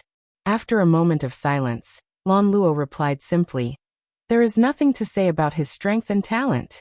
What does father think? The soaring dragon Marquis smiled faintly but did not say much. Just keep watching. The show has just begun. Long Yen pondered over his father's words in his heart. He was somewhat unable to grasp and did not quite understand. Monarch Yu drew his bow on the drill ground, holding his breath and focusing. Let go. The arrow was invisible, and under 40 times the gravity, it hit the bullseye that was 10,000 meters away. Wang, the tail of the arrow trembled. Monarch Yu successfully made his debut, stunning the entire place. Under 40-fold gravity, late-stage star venerate experts would find it hard to bring out their advantage in speed. Even holy venerates would inevitably be affected, unable to bring out their full strength. However, even so, Monarch Yu used the ordinary goose dragon bow to firmly hit the bullseye 10 kilometers away. Monarch Yu handed the bow to Xiao Chun. Then he smiled softly and said, Brother Xiao Chun, are you interested in competing? For Brother Xiao to obtain the Hidden Spirit Temple's favor, you must have something extraordinary about you. Yes, one round. At this moment, Monarch Yu had just received cheers from everyone. Many Long clan disciples immediately seconded his suggestion. During the family banquet, the Long clan disciples had already been hostile to Xiao Chun. Now Monarch Yu was willing to stand up for them. Being able to improve further and see Monarch Yu's strength was indeed a good thing. What's wrong? Are you scared? Longbow seized the opportunity to mock Xiao Chun wantonly. Xiao. Instantly, countless gazes in the drill ground landed on Xiao Chun. Some of these gazes were filled with disdain, some with mockery, and some with cold smiles. This made one feel unbearably lonely. Monarch Yu had already succeeded in isolating Xiao Chun in the Marquis's residence. Unfortunately, Xiao Chun's mental fortitude was far beyond what this group of people could imagine. He said indifferently, It is not impossible to compete with me. How much do you have to bet? Bet. Monarch Yu rejoiced in his heart. A brilliant light flashed in his eyes as he said, If I lose, I will agree to any one of your requests. Deal. Xiao Chun had his own plans. After thinking for a while, he chose to agree. Seeing Xiao Chun agree, Monarch Yu could not help laughing maniacally in his heart. I finally got this opportunity to make you agree. What do you want to compete in? Just say it. As long as you can win in any one of them, it will be considered my loss. However, if you lose, you have to agree to one of my requests. Monarch Yu exuded strong confidence as he exuded the might of a ruler. The formless dragon luck covering Monarch Yu's head spread out together with this dragon might. The tyrannical might of a ruler immediately turned ancient, distant and noble. It was like an epic, shocking everyone. It was like in that instant, everyone felt like they were not facing Monarch Yu alone, but an insignificant corner of the ancient dynasty. The aura that Monarch Yu gave off was incredibly horrifying. The sudden appearance of the dynasties might force the people near Monarch Yu to move back, not daring to look at him directly. The might of the dynasty. In the end, Monarch Yu is the son of a duke, possessing the royal clan's bloodline. When he gets serious, he looks completely different. Many people felt extremely shocked in their hearts. Now they looked at Monarch Yu with some respect. As Xiao Chen observed in secret, he deeply felt the vastness and ancientness of a dynasty. This Monarch Yu had used less than a 10,000th of it, and he already had such a terrifying deterrence. The accumulations of a dynasty were indeed horrifying. At the same time, Xiao Chen thought to himself, this Monarch Yu is overly serious. Could it be that everything he did was to trample on me before everyone? In what way did I provoke the other party to be so wary? With this thought, Xiao Chen's expression turned grave, and he could not help getting serious. If this Monarch Yu wanted to use Xiao Chen as a stepping stone for himself like the others, then he would have found the wrong person. In that case, he would have found the wrong person. Xiao Chen's expression turned slightly cold as he said indifferently, I think that Monarch Yu's archery skills are pretty good. Let's compete in archery. Let's see whose archery skills are better. This person really overestimates himself. Monarch Yu showed off a little earlier. Even under 40-fold gravity, he could still easily hit the bullseye. Clearly, he was holding back, yet he took the initiative to compete with Monarch Yu. Did a donkey kick him in the head? He is really stupid. Haha.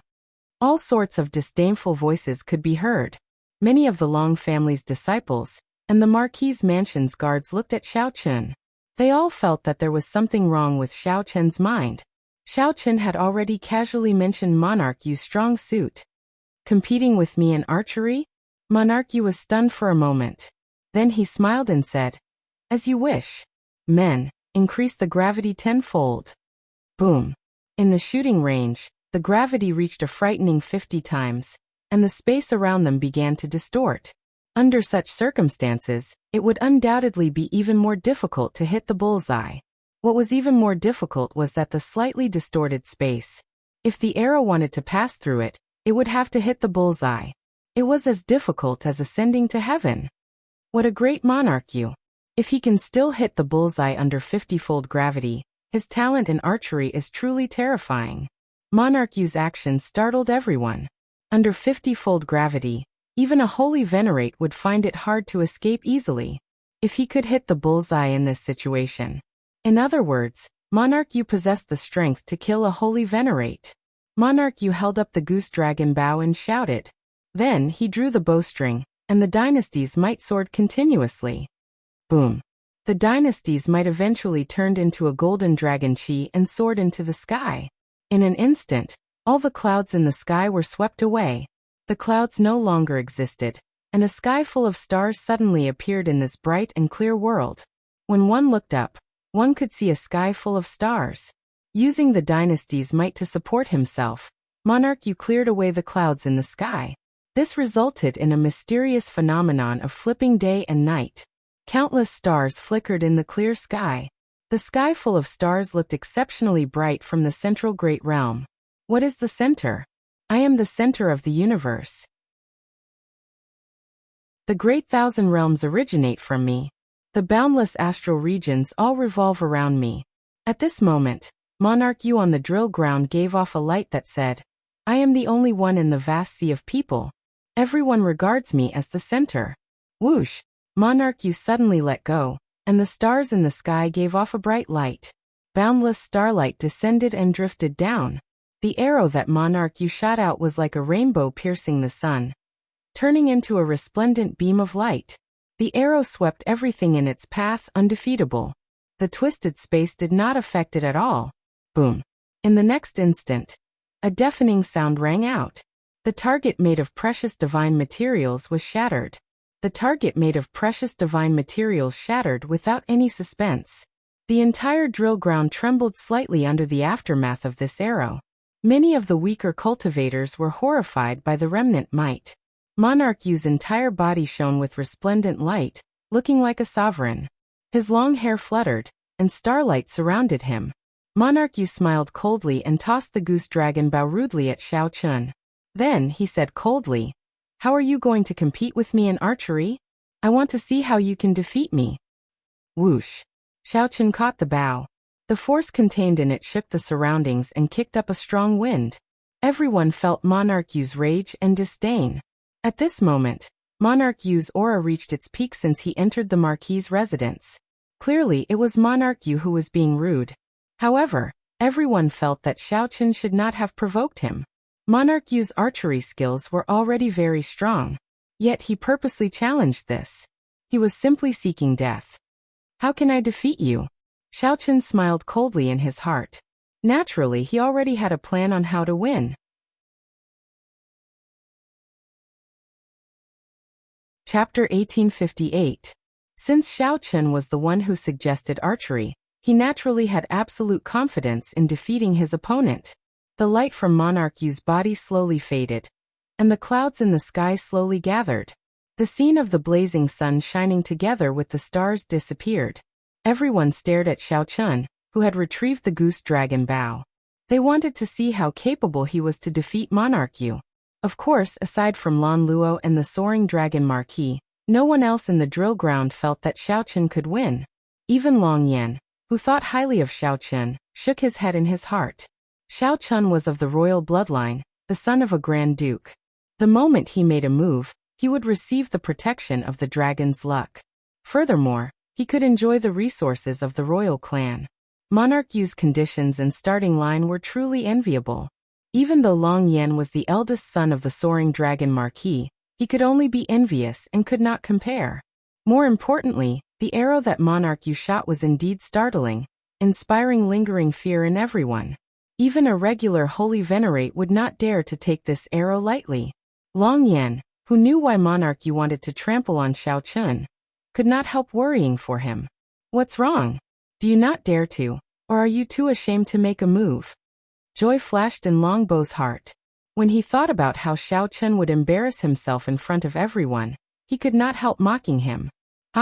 If you really can't do it, just admit defeat. Losing to Monarch Yu is not embarrassing. After all, he is a relative of the royal clan.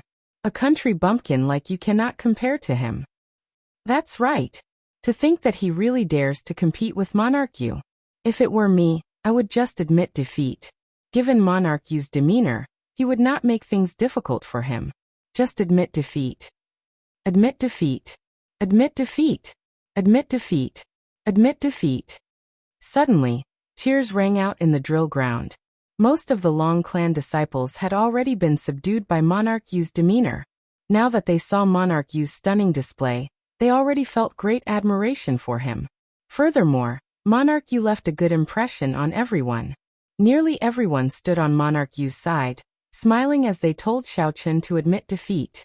The voices of people surrendering rose and fell like waves in the sea.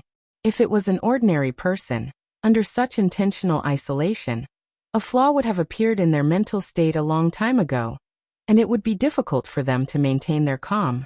However, Xiao Chun was very intelligent. Furthermore, he had seen through Monarch Yu's tricks long ago. In the end, the person he would trample on would be himself. Naturally, there was no change in his expression. He said softly, "If there is really an undefeatable enemy, it is not a big deal to admit defeat and admit one's inadequacies." When Monarch Yu heard that, he smiled faintly. Then he said in a gentlemanly manner, "Brother Xiao is rather tactful. Since you already admit defeat, then the bet is voided. Just do something small for me." "Are you deaf or are you out of your mind? My big brother is laughing at you for overestimating yourself. It's far from enough to make him admit defeat. You can't even tell this? You really have a low IQ. What kind of bullshit royal prince are you?" Hehe. The little monk, who was lying on Xiao Chun's shoulder, rolled his eyes and said with disdain. Monarch Yu's harsh words, coupled with the little monk's mischievous face, angered him somewhat. This was especially so when Monarch Yu said hee at the end. He nearly lost control of his demeanor. Just as Monarch Yu was about to say something, he suddenly heard a crisp sound. An arrow silently pierced through the distorted space and struck the bull, 10 kilometers away. Compared to Monarch Yu's arrow, which had a huge momentum and vast monarch might, the one that could reverse day and night, the arrow shook the world. Xiao Chen's arrow appeared rather ordinary. He drew the bowstring, released it, and the arrow flew out, hitting the bull's eye. It was like the distorted space in front of him and the 50-fold gravity were just decorations. How can this be? The group of Long Clan disciples was stunned. Someone shouted in disbelief. The gravity field is definitely not turned on. I want to give it a try. Right, you must give it a try. No one could accept such a result. They all made a move, drawing their bows and shooting arrows. In the end, the arrows that they shot either landed in the distorted space or went off to some other place. Not to mention hitting the bull's eye, none of them could hit the target. The cruel truth stunned the group of Long Clan disciples. Their faces revealed even more incredulous expressions. How could an outsider be so much stronger than them? This was simply unacceptable. They could accept and understand that Monarch Yu was stronger than them. Monarch Yu was a relative of the royal family, the son of a duke, blessed by the luck of the dragon. It was natural for Monarch Yu to be stronger than them. However, what did Xiao Chen have? He had nothing. Compared to them, he was completely worthless.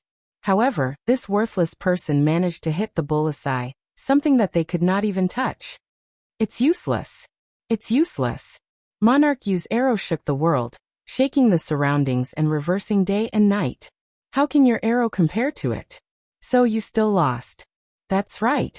That's right. You still lost. Your arrow is far from comparable to Monarch Yu's. That's right. Monarch Yu's arrow was so startling. How can you compare to it? The Long Clan disciples who felt somewhat unbalanced all spoke up, bringing up Monarch Yu to suppress Xiao Chen.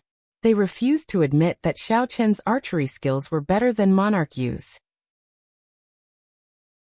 Only the expressions of the Marquis' residence's upper echelon on the tall platform changed slightly. The might of Xiao Chen's arrow was indeed not comparable to Monarch Yu's arrow. In fact, it was a far cry from it. Monarch Yu's arrow had used the dynasty's might. It could already threaten a holy venerate, even severely injuring one. However, experts had their own judgment.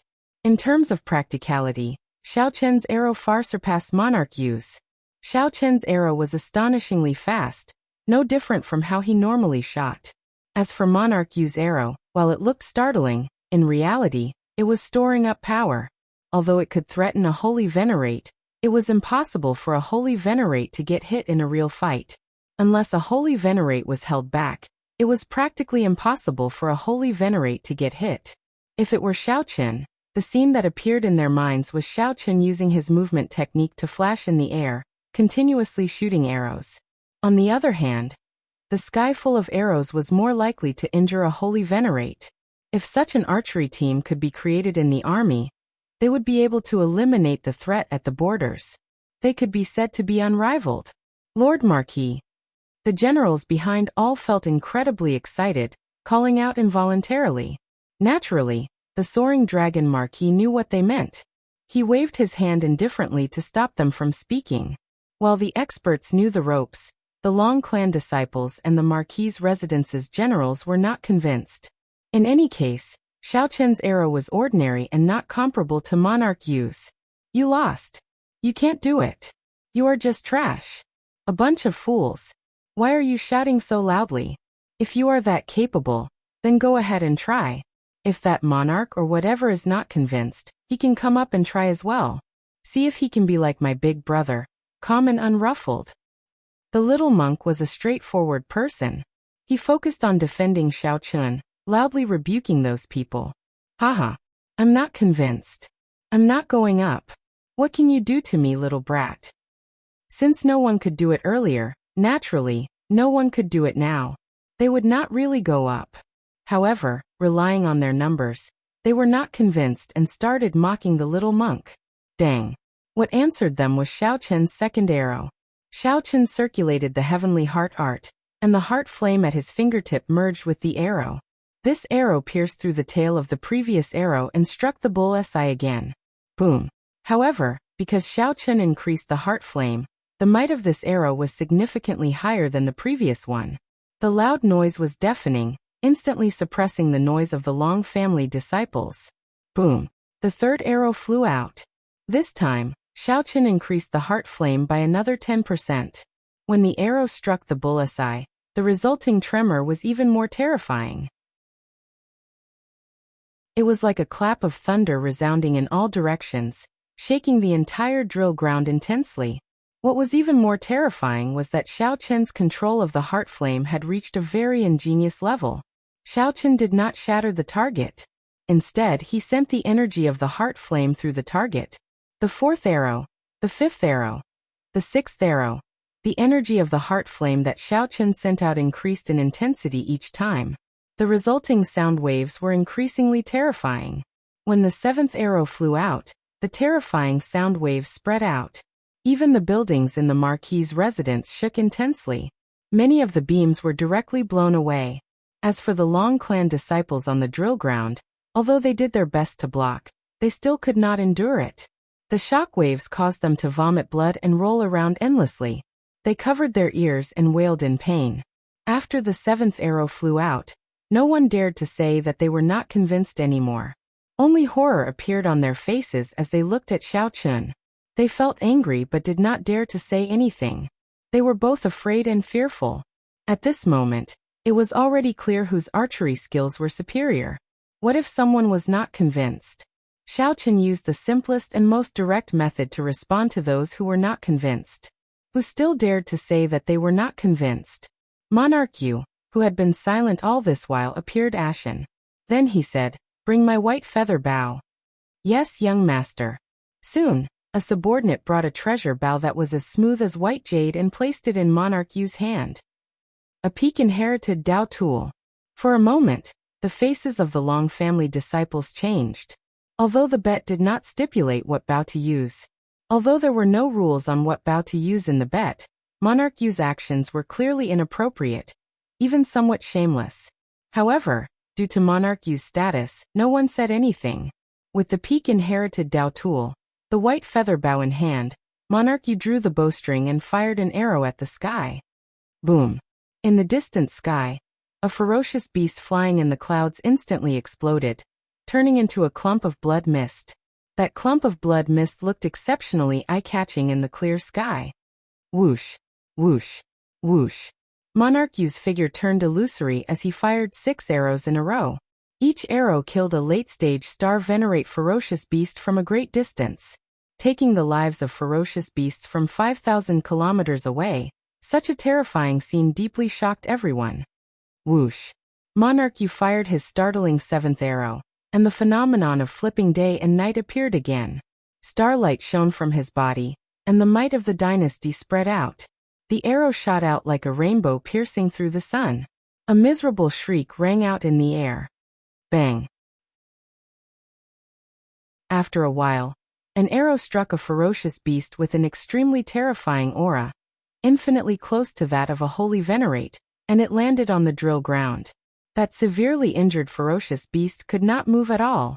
However, its ferocious aura scared the Long clan disciples far away. While Xiao Chun fired 7 arrows, Monarch Yu did the same.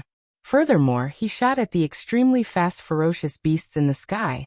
No, it was not an immovable target. Clearly, he wanted to defeat Xiao Chun. After firing 7 arrows, Monarch Yu appeared somewhat fatigued. He looked at Xiao Chun and said, "This white feather bow is a reward that I obtained with my military merits. I obtained it with my own abilities. Naturally, it is also a part of my strength. If you have any treasures, you can use them as well. Don't say that I, Monarch Yu, am bullying you." Monarch Yu's words sounded righteous, flabbergasting everyone. It was hard to imagine that there would be such a shameless person bullying Xiao Chun in such a dignified manner. He did not have an illustrious clan or a strong sect. Monarch Yu smiled coldly and said, "I am the son of Duke Yun, a relative of the royal family. You are far from being comparable to me. Let's see how you are going to defeat me. I only need 1 arrow to defeat you." When the clouds spread out and the mysterious phenomenon of flipping day and night vanished, Xiaochen snorted coldly. He activated his blue dragon bloodline and released his divine eyes. His dragon might soared into the clouds. Without relying on the dynasty's might, he used his own dragon might to recreate the flipping day and night mysterious phenomenon. That pair of divine eyes swept through the surroundings, looking unparalleled. No one dared to look directly at them. Amid the crowd's startled cries, Xiaochen took out the god shadow bow and infused all his soul energy into it. Then he drew the bowstring and shot an arrow at the sky. Whoosh! The arrow shot out, and the bowstring trembled slightly. Cracks immediately appeared on the drill ground, spreading out like a spiderweb. However, no one paid attention to this. Everyone focused on that startling arrow. That arrow flew increasingly farther until it vanished from everyone's sight. Then a loud sound startled the entire soaring dragon city. A resplendent and dazzling light, even more dazzling than the sun, burst forth in the starry heavens above the city. A star exploded in the air. The resplendent light disappeared in a flash. In the next moment, countless star fragments turned into meteors filling the sky and quickly fell to the ground. With this peak arrow, Xiaochen exploded a star. The remnant might of the god shadow bow knocked everyone to the ground in the drill ground. Only Xiaochen remained standing proudly. His dragon might was unparalleled, dominating the world. The moment this arrow shot out, there was no need to say who won or lost. You are just an insignificant duke's son. Yet you dare to compete with Xiaochen in terms of status and bloodline? Xiaochen had an unparalleled rank 8 blue dragon bloodline. Even the princes of the dynasty might not be strong enough before Xiaochen if they were not related. No matter what Monarch Yu's purpose was, he had chosen the wrong target to use Xiaochen as a stepping stone.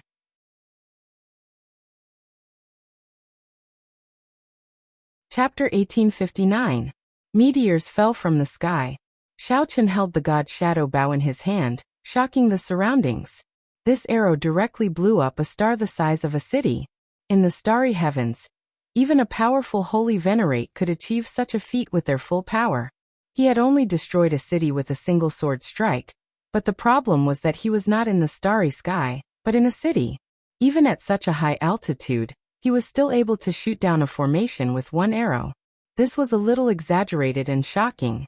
This was especially so for Xiaochen, who was also a star venerate. Above the Marquis's mansion, the upper echelons who had seen much of the world were all moved, feeling slightly shocked. The only one who could remain calm was the soaring dragon Marquis. Up on the drill ground, Monarch Yu watched all this in a daze. Suddenly, his expression twisted. He glared at Xiaochen and said, "You bitch! No wonder you wanted to compete in archery with me at the start. It turns out that you have a soul tool. What a good lowly commoner, to actually dare scheme against this king." Xiaochen held his bow and said indifferently, "You can think whatever you want. However, you lost. You lost. Monarch Yu, you can't be this shameless. Previously, everyone was using the same bow and arrow, and your archery skills were obviously at a disadvantage." Long Hua, who had seen everything that had happened, couldn't help but angrily explain everything to Xiaochen. The other disciples of the Long family had the same thoughts as him, but there was still a grudge in their hearts. He was too embarrassed to speak up for Xiaochen. Even now, they still wanted to argue about who would win. Actually, it was already pointless. Even a fool could tell that Monarch Yu had lost. Whether he was willing to admit it or not, he had lost. Furthermore, he had lost miserably. In terms of face, he had lost everything in this battle. The aloof, dazzling Monarch Yu had fallen to the mundane world. Although his strength still surprised them, it was not enough for them to worship or respect him. He was just a mortal, and he was even somewhat shameless. First, he broke the rules and took out an inherited Dao artifact. Now he refused to admit defeat. He even cursed with a face full of unwillingness, losing all of his poise. Monarch Yu had turned into a stranger that they did not recognize. Scram, this king didn't lose. This king is best at sword techniques. Defeat the sword in my hand first. Monarch Yu snorted coldly. In that instant he drew his sword. The sword was like the wind, whistling out. Long Hua's expression changed slightly as he quickly dodged. Monarch Yu's sword intent nearly injured him. Xiao Chen gently pushed off with his feet and put away the god shadow bow. Then he moved back. Monarch Yu's sword intent was exceptionally strong. It contained an unimaginably tyrannical monarch's might. The surging sword intent was like a tsunami of flames surging over. This king will not lose. Monarch Yu showed a sullen expression as he leaped into the air and thrust his sword. On the tip of the sword, a scorching radiance burst out, as glaring as the sun. This was the famous heavenly flame sword technique of the Yanwu dynasty's royal court. The royal bloodline of the Yanwu dynasty's royal family had a strong affinity for fire-attributed energy. Aside from a few exceptions, most people would choose to cultivate fire-attributed cultivation techniques. With the addition of their bloodline, they could achieve twice the results with half the effort and cultivate much faster than ordinary people. Their comprehension and usage of fire-attributed cultivation techniques would also be much stronger. Monarch Yu's sword strike brought out the explosive power of the fire-attributed energy to the fullest. The instant the tip of the sword lit up, the sword intent filling the air spread out like sparks. Sword intent filled the air before Xiao Chen, bursting forth. There was no way to dodge at all. The two had already exhausted their soul energy. They could only use veritable essence energy, martial techniques, and their own techniques to fight. This was the first time Monarch Yu faced such a strong fire-attributed sword technique. Xiao Chen felt slightly startled. He could not find a suitable way to deal with it. Holding the tyrant saber, Xiao Chen retreated as he fought. Once Monarch Yu erupted, he showed no signs of stopping. The flames in the surroundings rumbled endlessly. The drill ground, which was protected by an array formation, was blasted into terrifying pits one after another. Heavenly flame sword, 9 dragons soaring. Monarch Yu roared ferociously, and all his veritable essence energy surged. Then 9 lifelike flaming dragons filled with monarch's might appeared in the surroundings, continuously circling him. This move. When the Marquis' residence's upper echelon saw this move, they were mildly startled. They felt that things had spiraled out of control. The moment the 9 terrifying flaming dragons appeared, the entire drill ground started burning under the horrifying heat. No moisture remained in the air, making it incredibly dry. What a terrifying temperature. At the same time, the moisture in Xiao Chen's body evaporated rapidly. Before this move was executed, it already felt like it could kill. Xiao Chen did not dare to be careless. He circulated the Ice Feather Divine incantation, and his entire body became like ice. Thin ice feathers drifted in the surroundings, looking like heavy snowflakes. The temperature in the surroundings dropped a little. Monarch Yu, who executed 9 dragons soaring, had already soared into the sky in front. Monarch Yu looked dazzling in the sky. The flames blazed, looking like the blazing sun. Monarch Yu and the true blazing sun in the sky complemented each other, competing for glory. Monarch Yu angrily pointed his sword at Xiao Chen. The surrounding sky suddenly turned dark, leaving only the sun shining brightly. This light shrouded everyone's senses, preventing them from distinguishing the sun in the sky. Was it the true blazing sun, or Monarch Yu with 9 dragons around him? This was somewhat inconceivable. Whoosh! As Monarch Yu pointed his sword, a dragon-like sword light flew out of the sun, burning up all the light. As the sword light shot toward Xiao Chen, it contained Monarch Yu's peak sword intent, the dynasty's might, and a terrifying fire-attributed energy. The addition of Monarch Yu's cultivation technique allowed that fire-attributed energy to rival the might of the fire Great Tao energy. How fast! The sword light was scarily fast. In nearly a flash, it arrived beside Xiao Chen. Xiao Chen executed the Thunder Dragon art to its limits. Electric light flickered as he dodged. Boom! Who knew? This sword strike was just the beginning. There were a total of 9 sword strikes, each one faster than the one before. The final sword strike nearly forced out Xiao Chen's blue dragon divine wings. With such power, it still didn't contain any soul power. If it contained soul energy, the might of these 9 sword strikes would undergo a qualitative change. After the 9 sword strikes, the entire drill ground no longer existed, leaving behind a scene of devastation. The ground split apart, and countless huge rocks flew into the sky. They were so dense that they covered the sky. Xiaochen die. When Monarch Yu saw that Xiaochen managed to dodge his move, he became enraged. Monarch Yu's star venerate will swept out from his forehead with a vast dynasty's might. Indistinct ancient war drums, and the singing of epic poems appeared in the surroundings. That was the boundless accumulations of an ancient dynasty. Monarch Yu's star venerate will stirred up some of it.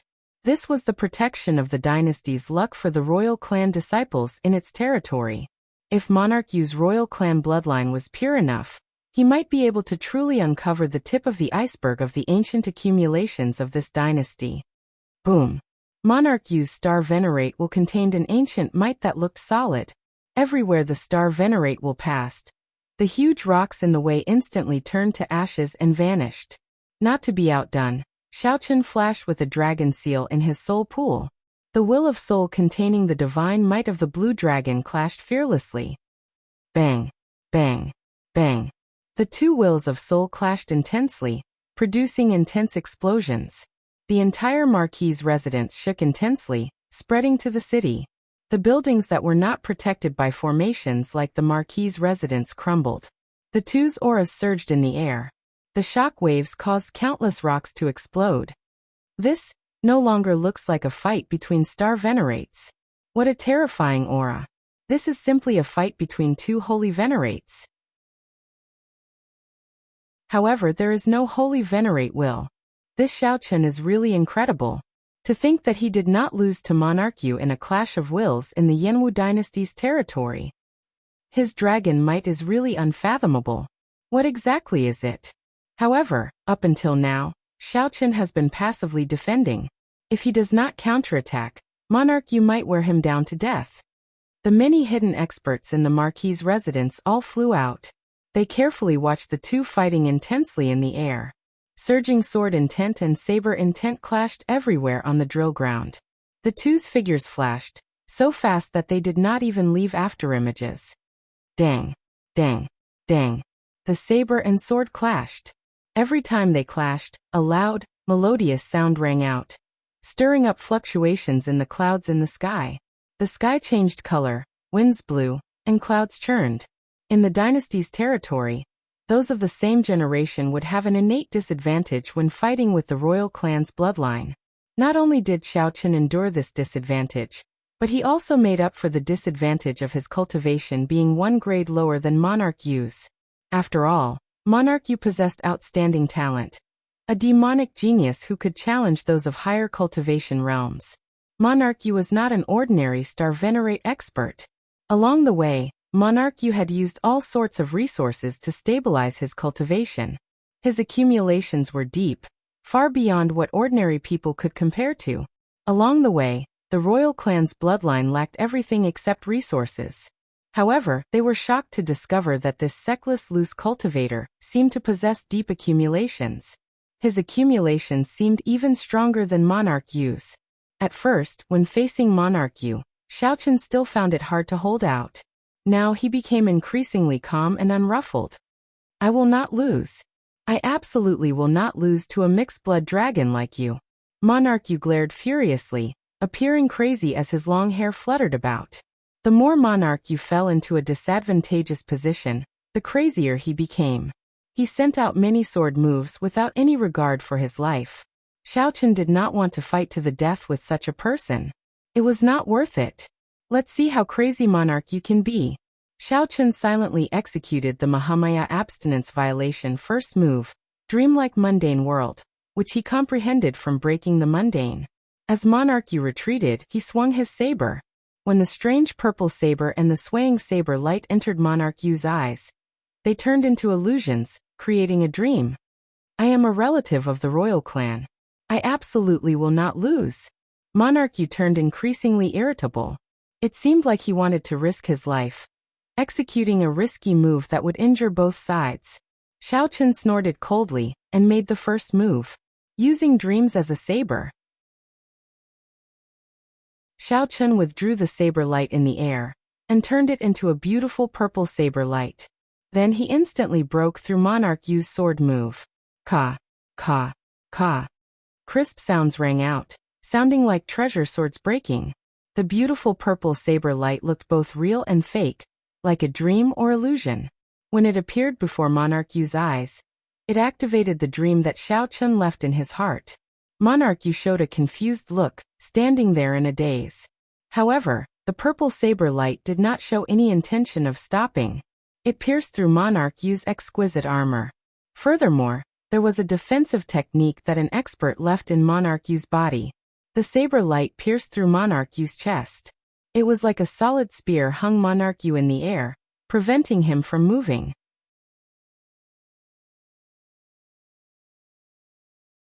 Chapter 1860. Monarch Yu showed a pained expression. That strand of saber chi pierced his chest, making him feel incredible pain.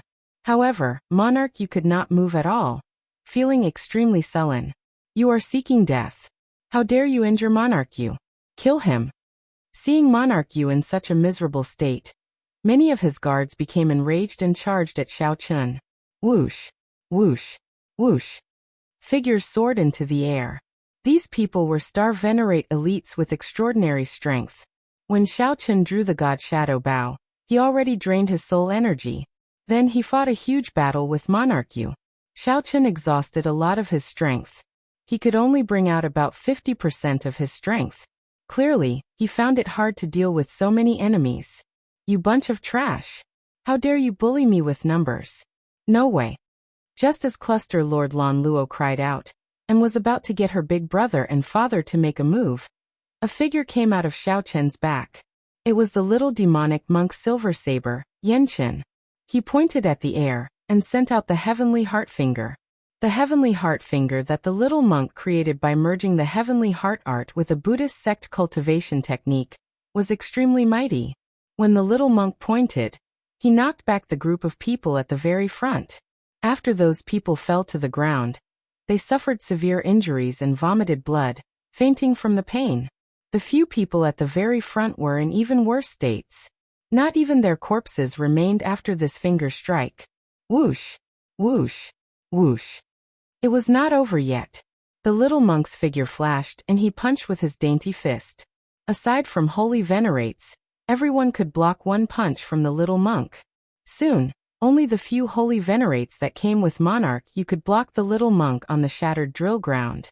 However, the little monk had already undergone a rebirth, his physical body reconstructed. Furthermore, he had obtained the Heavenly Heart art that the Scarlet Blood Pirate King left behind. His comprehension ability was even more monstrous than Xiao Chen's. The Heavenly Heart Finger that the little monk comprehended was boundlessly strong. Back then, it was not that Xiao Chun had not thought of merging the Heavenly Heart art with his sharp spirit finger. However, after trying, he discovered that it was not that easy. There were simply too many difficulties involved. He could only settle for the next best thing, merging the Heavenly Heart art with his archery skills. Furthermore, with the God Shadow Bow, Xiao Chun managed to carve out another path. Monarch Yu's two holy venerates led a few late-stage star venerates to fight the little monk. The little monk had the advantage of a physical body, making him incredibly nimble. The little monks of Xiao of.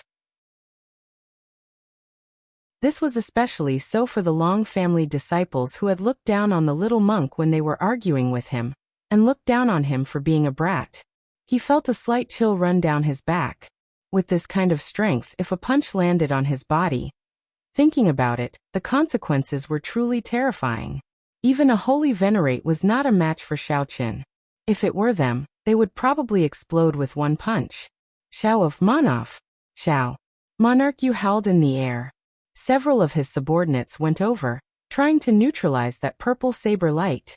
Ming Yun say of Chun of Ming King. The strand of extremely devilish violet-colored blade light seemed material, yet carried a dreamlike, ethereal feeling, causing them to feel at a loss for how to deal with it. Nothing he had learned in his life could explain how such a saber technique was formed. Young master, wait a moment. Wait a moment. The might of this saber light is slowly weakening. A few old men surrounded Monarch Yu. Sweat trickled down their foreheads, appearing incredibly anxious. I can't wait anymore. Monarch Yu roared ferociously. Then he grasped that strand of saber chi with both hands, and used all his strength to pull it out. Every time he pulled out an inch, he felt a heart-wrenching pain. It looked like only this saber light stabbed into Monarch Yu's chest. In reality, Xiao Chen had used creating dreams with the saber earlier. Unknowingly, the saber light had already penetrated deep into his sea of consciousness. The saber lights that had entered deep into the sea of consciousness and body were formless and invisible. At this moment, they were about to be pulled out. However, there were tens of thousands of them, and they were like hooks.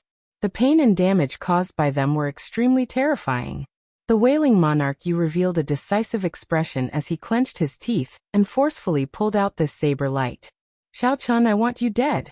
Monarch Yu's hair was disheveled, and he appeared to be in a sorry state. His eyes were sunken, and he no longer had his earlier grace.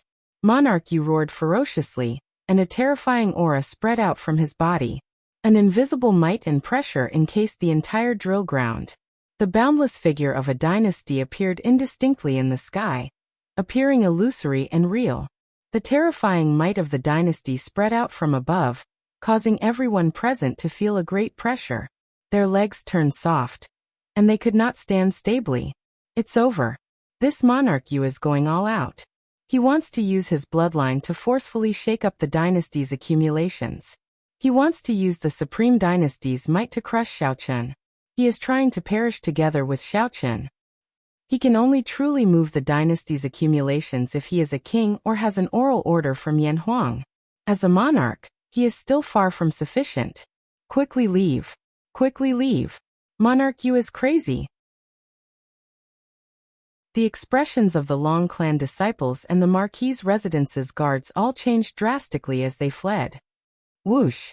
However, just as that terrifying dynasty's accumulations were about to materialize into many ancient cities, a sovereign will appeared on the tall platform.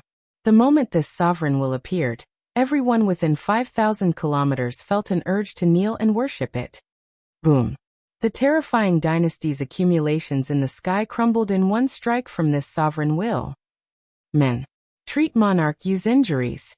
The soaring dragon Marquis, who had remained silent on the tall platform, spoke for the first time after dispelling Monarch Yu's crazy attack with a wave of his hand.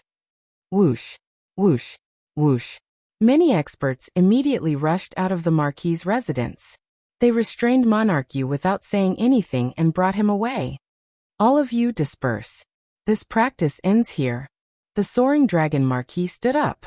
Without even looking at Xiao Chen, he led the Marquis' residence's upper echelon away. On the other hand, after Long Yan stood up, he gave Xiao Chen a deep look. Today, Long Yan was truly shocked by this white-robed bladesman's elegance. Perhaps even the prince's would not be as impressive. That's not right. Perhaps the prince's cultivations are higher than Xiao Chen's. However, the number of princes who could compare to Xiao Chen's elegance and tyranny could be counted on one's fingers, as rare as phoenix feathers and Qilin horns. When Long Yan saw Xiao Chen look over, he quickly turned around and left with his father. Whoosh! Lan Luo did not have any worries. She gently drifted over and landed beside Xiao Chen. Lan Luo frowned and asked, "Are you all right? I don't know what got into this Monarch Yu, but he targeted you like that. I really misjudged this person. Earlier, I was still considering whether to join the Divine Sword Pavilion together with him." Xiao Chen looked to the front and replied indifferently, "Fortunately, the little monk helped me block these people. Your father also stopped Monarch Yu from risking his life. I'm fine." After Monarch Yu was brought away, his guards were no longer in the mood to fight. However, they could not leave just because they wanted to now. The little monk wanted to teach this group of people a lesson, so he did not let them leave. "Little ancestor, we were wrong. Let us go. Stop hitting them. You little child, why are you so unreasonable?" The two holy venerates held on bitterly. However, the late-stage star venerate old men were beaten into submission. When the little monk's tender little fists struck his body, he felt so much pain that he wished he were dead. His old bones felt like they would fall apart.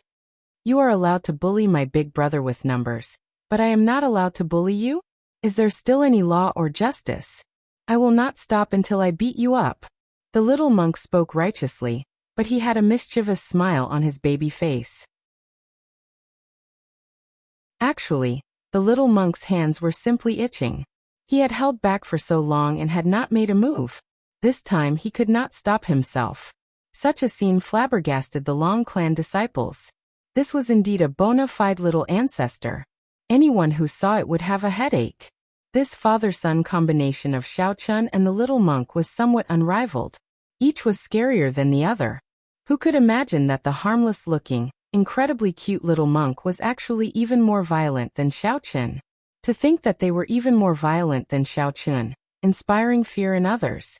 When Lan Luo saw this somewhat strange situation, she also felt shocked. However, when she thought of something, she suddenly showed worry on her face. Oh no!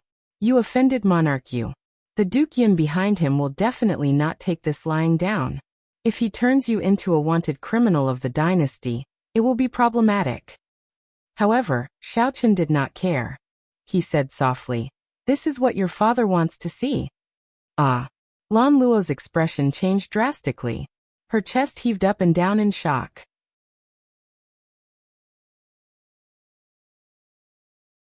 Chapter 1861. What? Clearly, Lan Luo's shocked expression was not feigned. It looked like she did not know many things.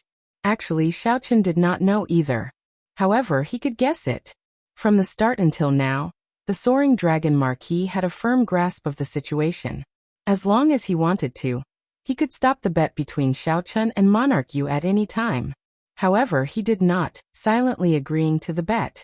Even when Xiaochun pierced Monarch Yu with his saber, the Soaring Dragon Marquis did not stop it.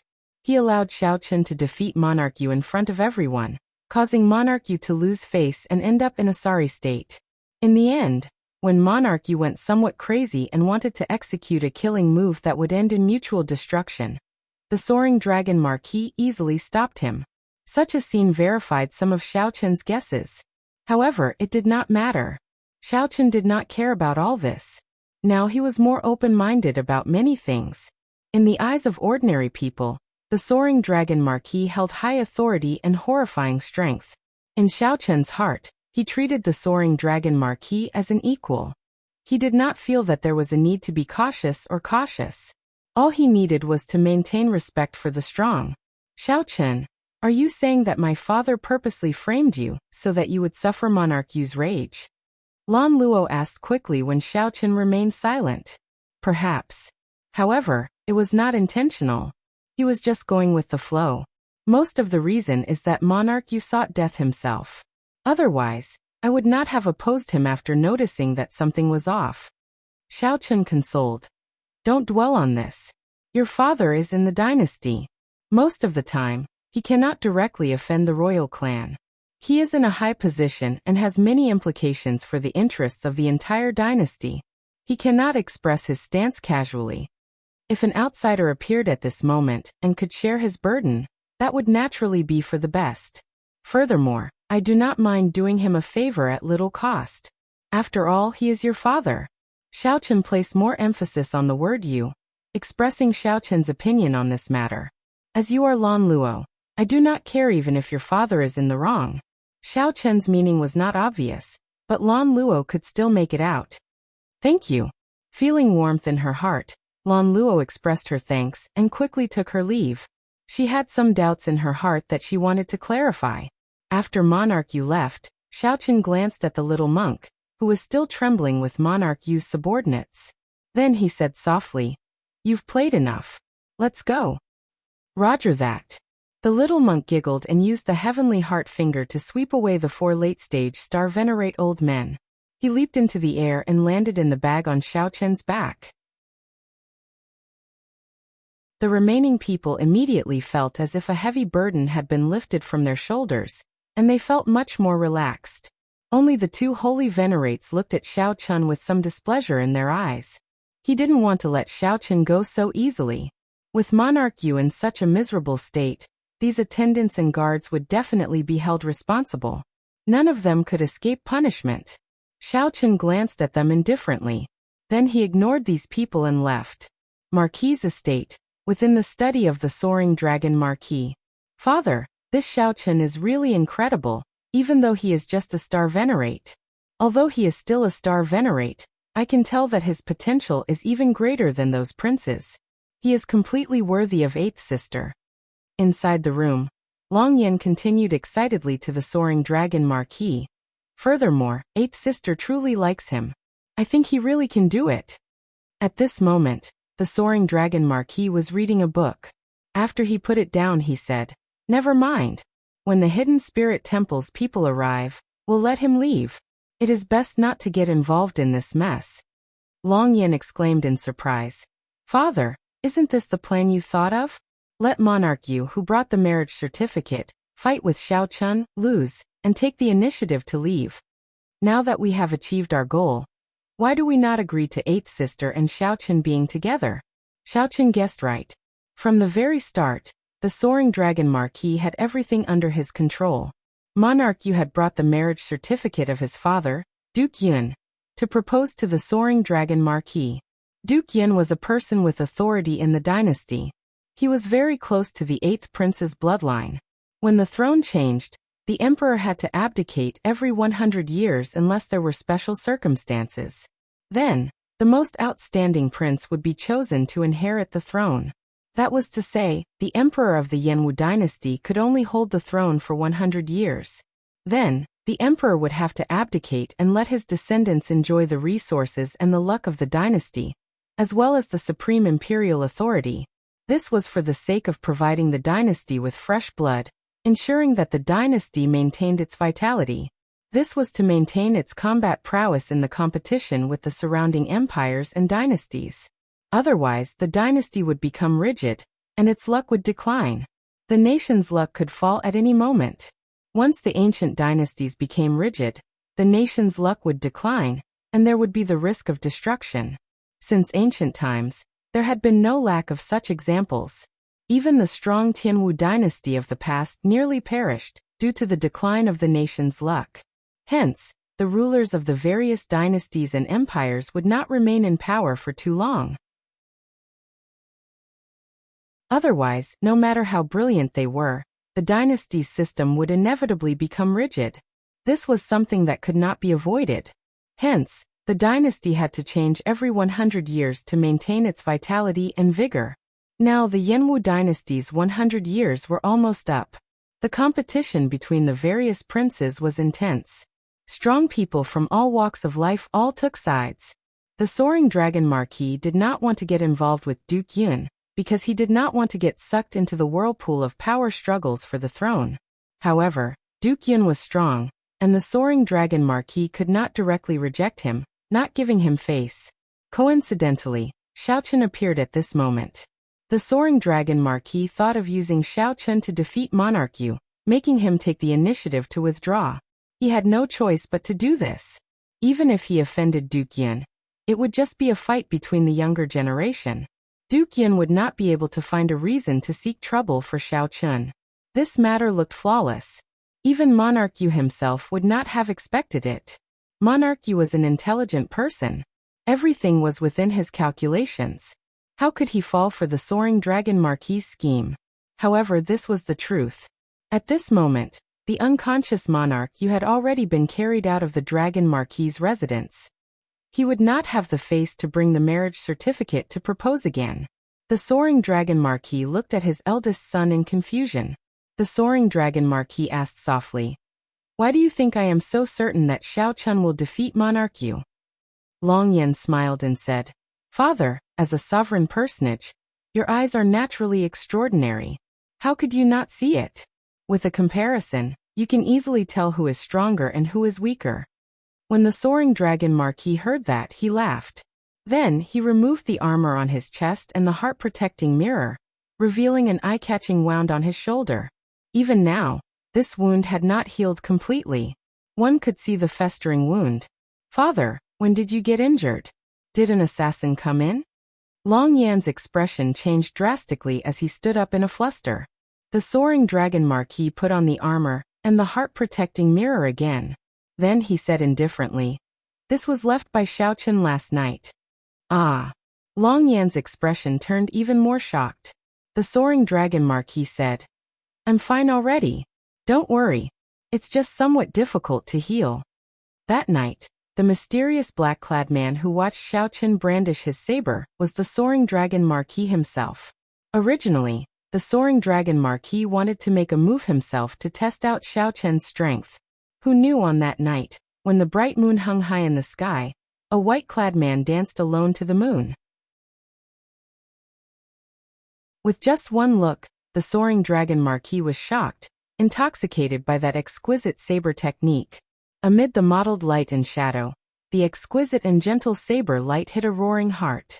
The soaring dragon Marquis forgot about his original target, and quietly watched Xiao Chen's saber technique, his horizons broadening.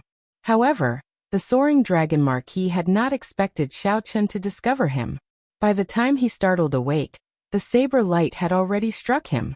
The soaring dragon Marquis quickly fled, not paying much attention to it. However, when the sky brightened, he discovered how startling this saber light was. Even the soaring dragon Marquis could not completely remove it. This was simply shocking. After Long Yan heard that, he felt a chill. Xiao Chen's potential was far greater than he had imagined. To think that even his father could not quickly heal his wound. This Xiao Chen was truly a demonic genius on a monster level. The soaring dragon Marquis' gaze was deep as he said indifferently, "Now do you know why I sent him away? It is not that he is not outstanding enough, but that he is too outstanding. My Marquis' residence cannot afford to raise such a large true dragon." "I understand. However, eighth sister." Long Yan frowned slightly. When he thought of his beloved eighth sister, he felt somewhat sad.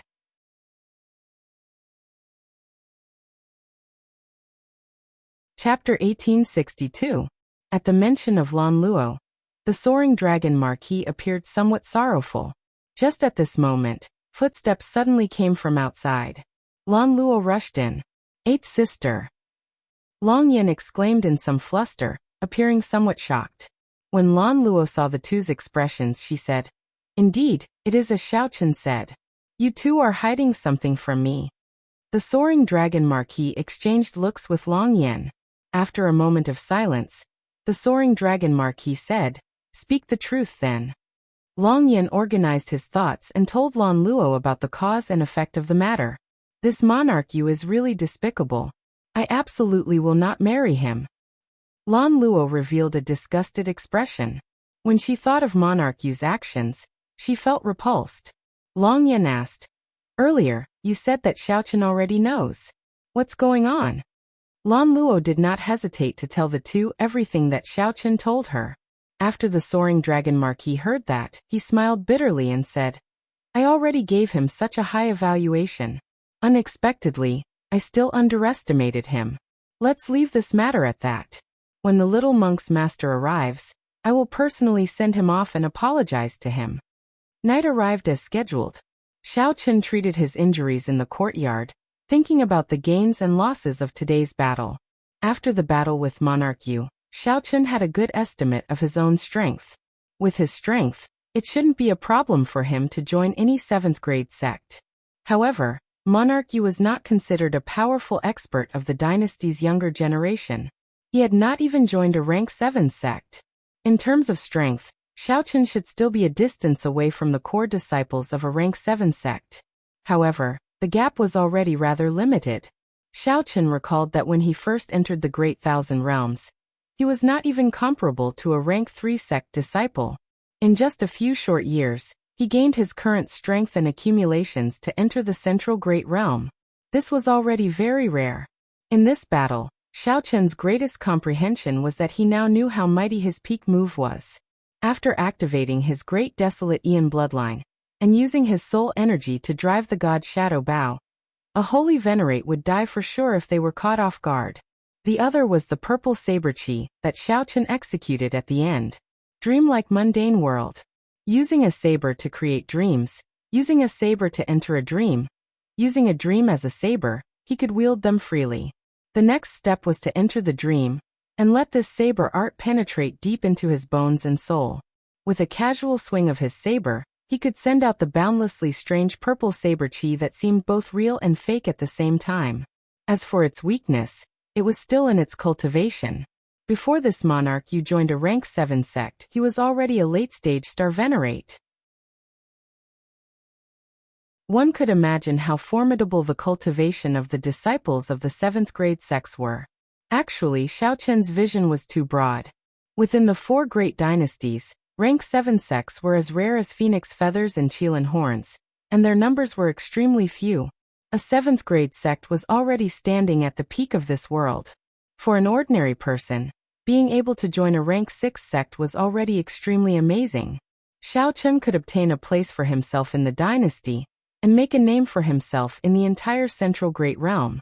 Furthermore, there was a limit to how many disciples a rank 7 sect could recruit. Many of the rank 6 sects were true inheritors.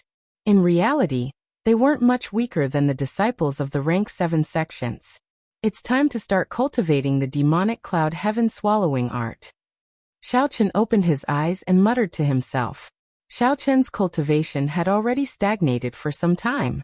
He needed to dual cultivate the demonic and martial veritable essence energy to raise his cultivation. Cultivating any one of them alone would not allow his cultivation to improve. The demonic cloud heaven swallowing art had a total of 9 layers. Each layer was extremely difficult to cultivate, requiring vast resources and a corresponding demonic tribulation. While cultivating, Xiao Chen also had to guard against the corrosion of heart demons, which was even harder to cultivate than the Purple Thunder Divine Incantation. This was another challenge for Xiao Chen. It was also a difficulty that he had to face while dual cultivating the demonic and martial veritable essence energy. During the Great Desolate Aeon, ferocious beasts ran amok. The world was in chaos, and logic no longer existed. Only the strong could survive. Among the many ferocious beasts, there was a huge bird that could hold up the sky called the demonic cloud. At first, it was just a demonic cloud born in the primal chaos. Although it had the bloodline of a god demon, it was still incredibly weak. The title page recorded the origins of the demonic cloud heaven swallowing art. This cultivation technique was born from the demonic cloud bird, a great desolate Aeon ferocious beast. After the primal chaos demonic scripture, the demonic Tao's primogenitor grade cultivation technique was lost. This cultivation technique became one of the top 10 demonic Tao cultivation techniques. Ever since the Scarlet Blood Pirate King fell, this cultivation technique had not appeared for 10,000 years. Now people knew very little about it. Xiao Chen carefully read through the book, entering deep thought. If one wanted to cultivate this cultivation technique, one had to condense a demonic cloud seed in one's body. Otherwise, one would not be able to cultivate it. With this thought, Xiao Chen stood up and left the room. Then, he looked at the night sky. After some thought, Xiao Chen soared into the air and soared up. After a while he arrived in the clouds. Condensing demonic clouds was not a difficult task in the Forbidden Sea. However, in the Yanwu dynasty, a nation ruled by the righteous Tao, it was not easy. The environment with spiritual energy was different. The spiritual energy of the Yanwu dynasty was astonishingly pure. There was practically no need to purposely temper it. The spiritual energy was already very dense. From the moment one was born in the Yanwu dynasty, one would have a higher spiritual energy than the people of the outside world. It is not enough. The clouds here are too thin. I have to find a place with exceptionally dense clouds. Xiao Chen casually grabbed a cloud and analyzed it for a while. Then he looked higher. Whoosh! As Xiao Chen's figure continued upward, he slowly felt a huge pressure. An invisible might and pressure encased the entire dynasty's territory. When Xiao Chen looked up, he seemed to see a huge, invisible dragon glaring at him. It was the Imperial Dynasty's dragon luck that was protecting this ancient dynasty. When it reached a certain point, it would offend the dynasty's might. Flying upward would become increasingly difficult. However, Xiao Chen already saw an extremely dense cloud layer 10 kilometers above. It was very suitable for condensing demonic clouds. Xiao Chen released his dragon might and forced his way through, heading for that dense cloud. Boom, boom, boom. Xiao Chen's dragon might seemed very insignificant when compared to the dynasty's luck. As the dragon might clashed, lightning tore through the sky, spreading in all directions. The clouds below clashed, and thunder roared and lightning flashed, followed by heavy rain. I've arrived. 1 hour later, Xiao Chen heaved a sigh of relief and entered that terrifyingly dense cloud layer. The cloud layer was pitch black. It was a terrifying thundercloud. Xiao Chen could not even see his fingers. The extremely dense lightning-attributed energy within interfered with Xiaoqian's spiritual sense. Under such circumstances, Xiaoqian could not send out his soul energy at all. What soul energy feared the most was this kind of naturally occurring lightning. With just a touch, soul energy would scatter. Xiaoqian could only open his heavenly eye and barely explore the cloud layer, advancing carefully. This thundercloud was unfathomably vast and boundless. It was several times larger than the entire soaring dragon Marquette, looking exceptionally startling. Whoosh! Suddenly, a crystalline ferocious beast flickering with electric light appeared in front, flying toward Xiaoqian. Thunder essence. Xiaoqian recognized this ferocious beast. It was a spirit born from a peak attribute. It happened to be a lightning-attributed spirit. It had a cruel nature, a fiery temper, and an extremely aggressive nature. This was a 100-year-old thunder essence with the strength of a star venerate. Its entire body was made of energy, which was exceptionally problematic for ordinary people to deal with. However, Xiaoqian had his own methods. He took out the wedding funeral bow and fired 10 arrows before the thunder essence arrived. Then he infused the heart flame in the arrows and fired 10 arrows in a row. When the thunder essence was only 1 kilometer away from Xiaoqian, it finally crumbled, turning into bolts of lightning that looked like electric snakes slithering out. It left behind a resplendent crystal floating in the clouds. This crystal was known as a thunder crystal rock. Its value varied according to the age of the thunder essence. To lightning-attributed cultivators, it was very valuable. Experts specialized in hunting thunder essences in thunderclouds to obtain thunder crystals. Xiaoqian casually put away this 100-year-old thunder crystal rock and continued forward. As Zhangxian traveled further and further away, he encountered more and more thunder spirits. There were all kinds of thunder spirits. Sometimes they were snakes, sometimes huge trees, and sometimes humans. The only thing they had in common was that they were energy bodies. After dealing with a batch of more than 100 thunder essences, Xiaoqian stopped advancing. If he went any further, he would end up in danger, given his strength. These thunderclouds were much more horrifying than he had imagined. However, it was enough to stop here. He could absorb the cloud energy and condense demonic clouds. Xiaoqian released the demon blood vulture to protect him. The demon blood vulture screeched and hid in the clouds, flying around happily. Xiaoqian sat down cross-legged and closed his eyes. Then he lit up his 9-star primal core. As Xiaoqian infused his demonic-attributed veritable essence energy into his hands, Xiaoqian continuously formed hand seals. As Xiaoqian's hand seals changed, his demonic-attributed veritable essence energy drained continuously. A terrifying aura slowly spread out from his body.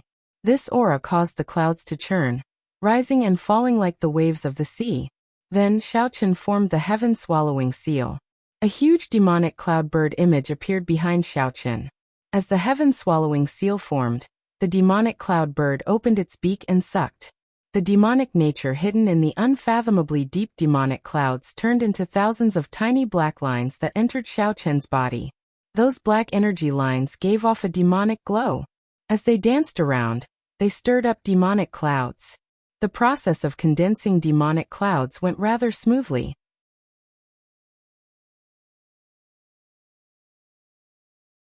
Chapter 1863.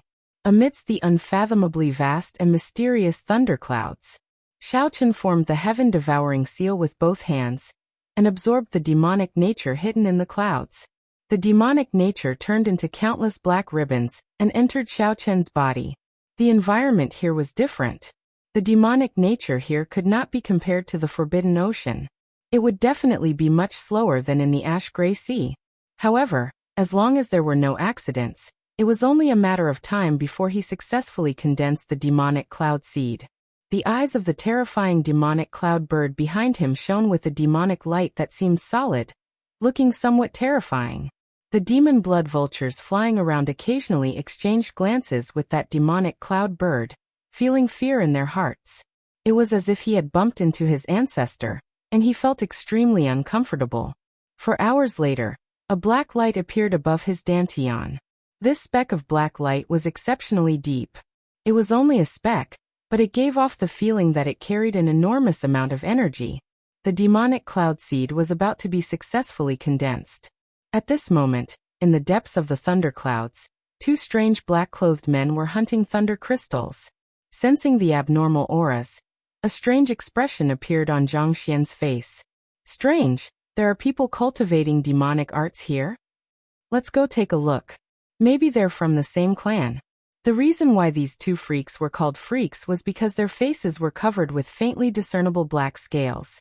Furthermore, there was a single horn at the center of his eyebrows. He did not look like a human. So.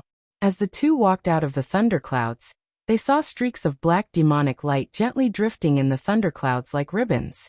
A look of surprise appeared on their faces. Big brother, this looks like the heaven-devouring seal.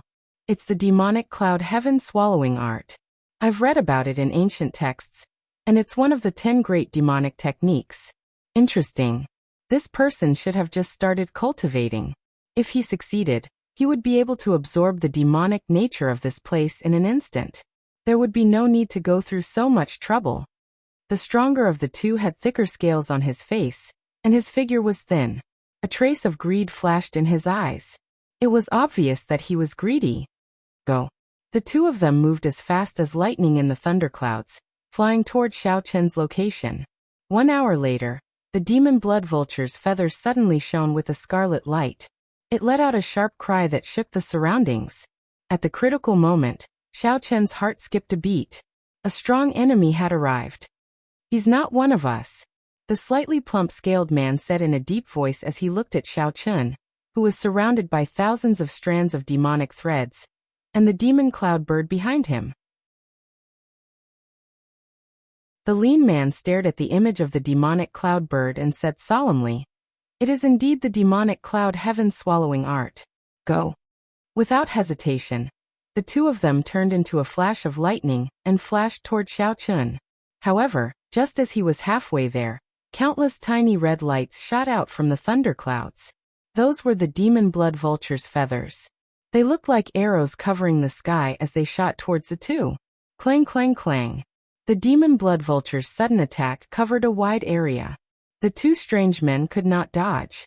Unable to dodge in time, the two of them were struck by hundreds of feathers. A water barrier flickered on the two's bodies, successfully blocking the poisonous feathers.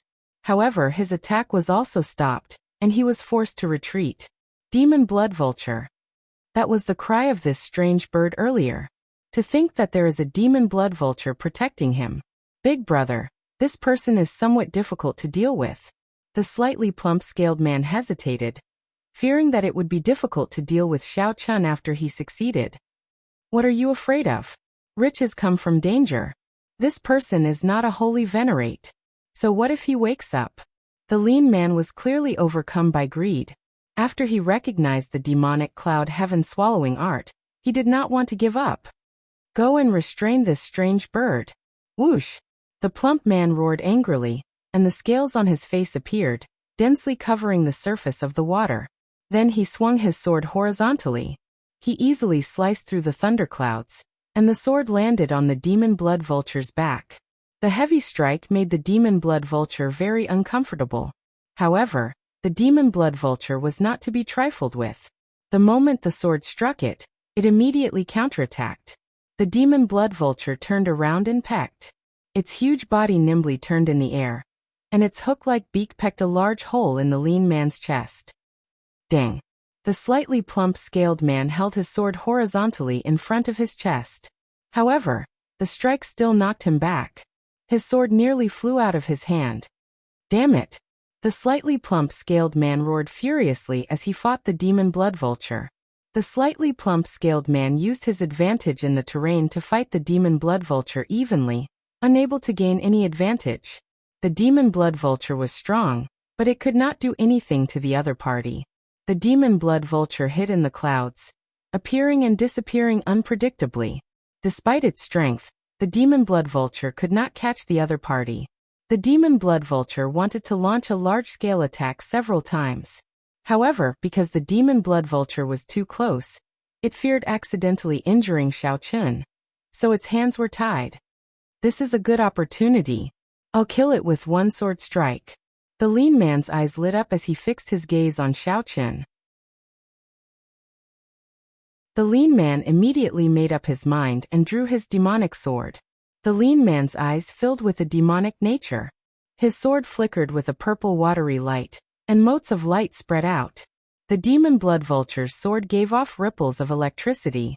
That was water-attributed energy and lightning-attributed energy perfectly merging. This silent sword strike contained the berserk speed of lightning-attributed energy, and the stealth of traceless water. The gentle water-attributed energy perfectly masked the lightning-attributed energy, and surging sword intent.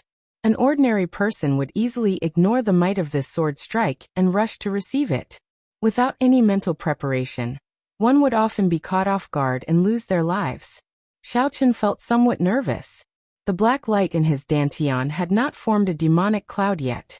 He needed some time. Xiaochen had no choice but to take a risk.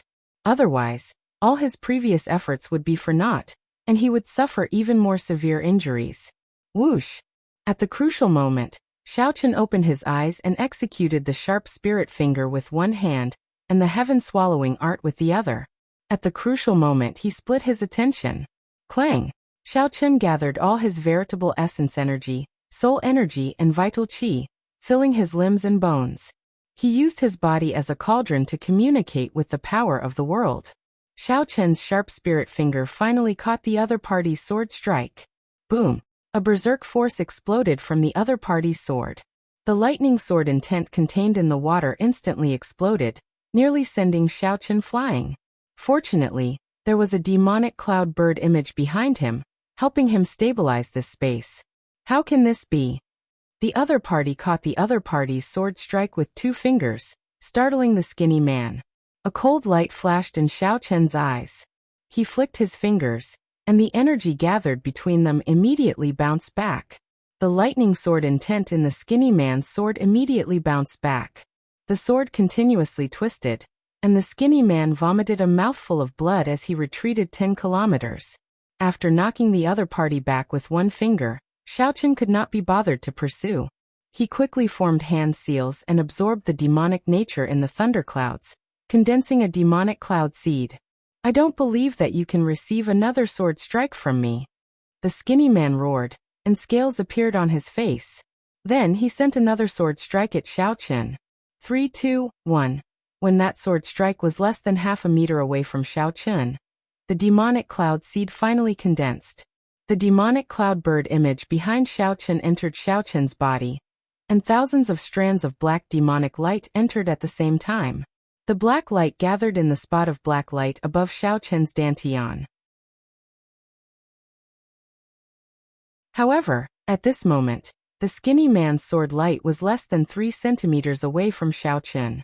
Blue Dragon Divine Wings. In the time it took for a spark to fly, the Blue Dragon Divine Wings behind Xiaochen unfurled. The wings spanned 30 meters and flapped ferociously.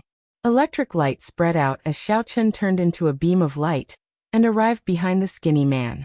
Xiaochen instantly drew the tyrant saber.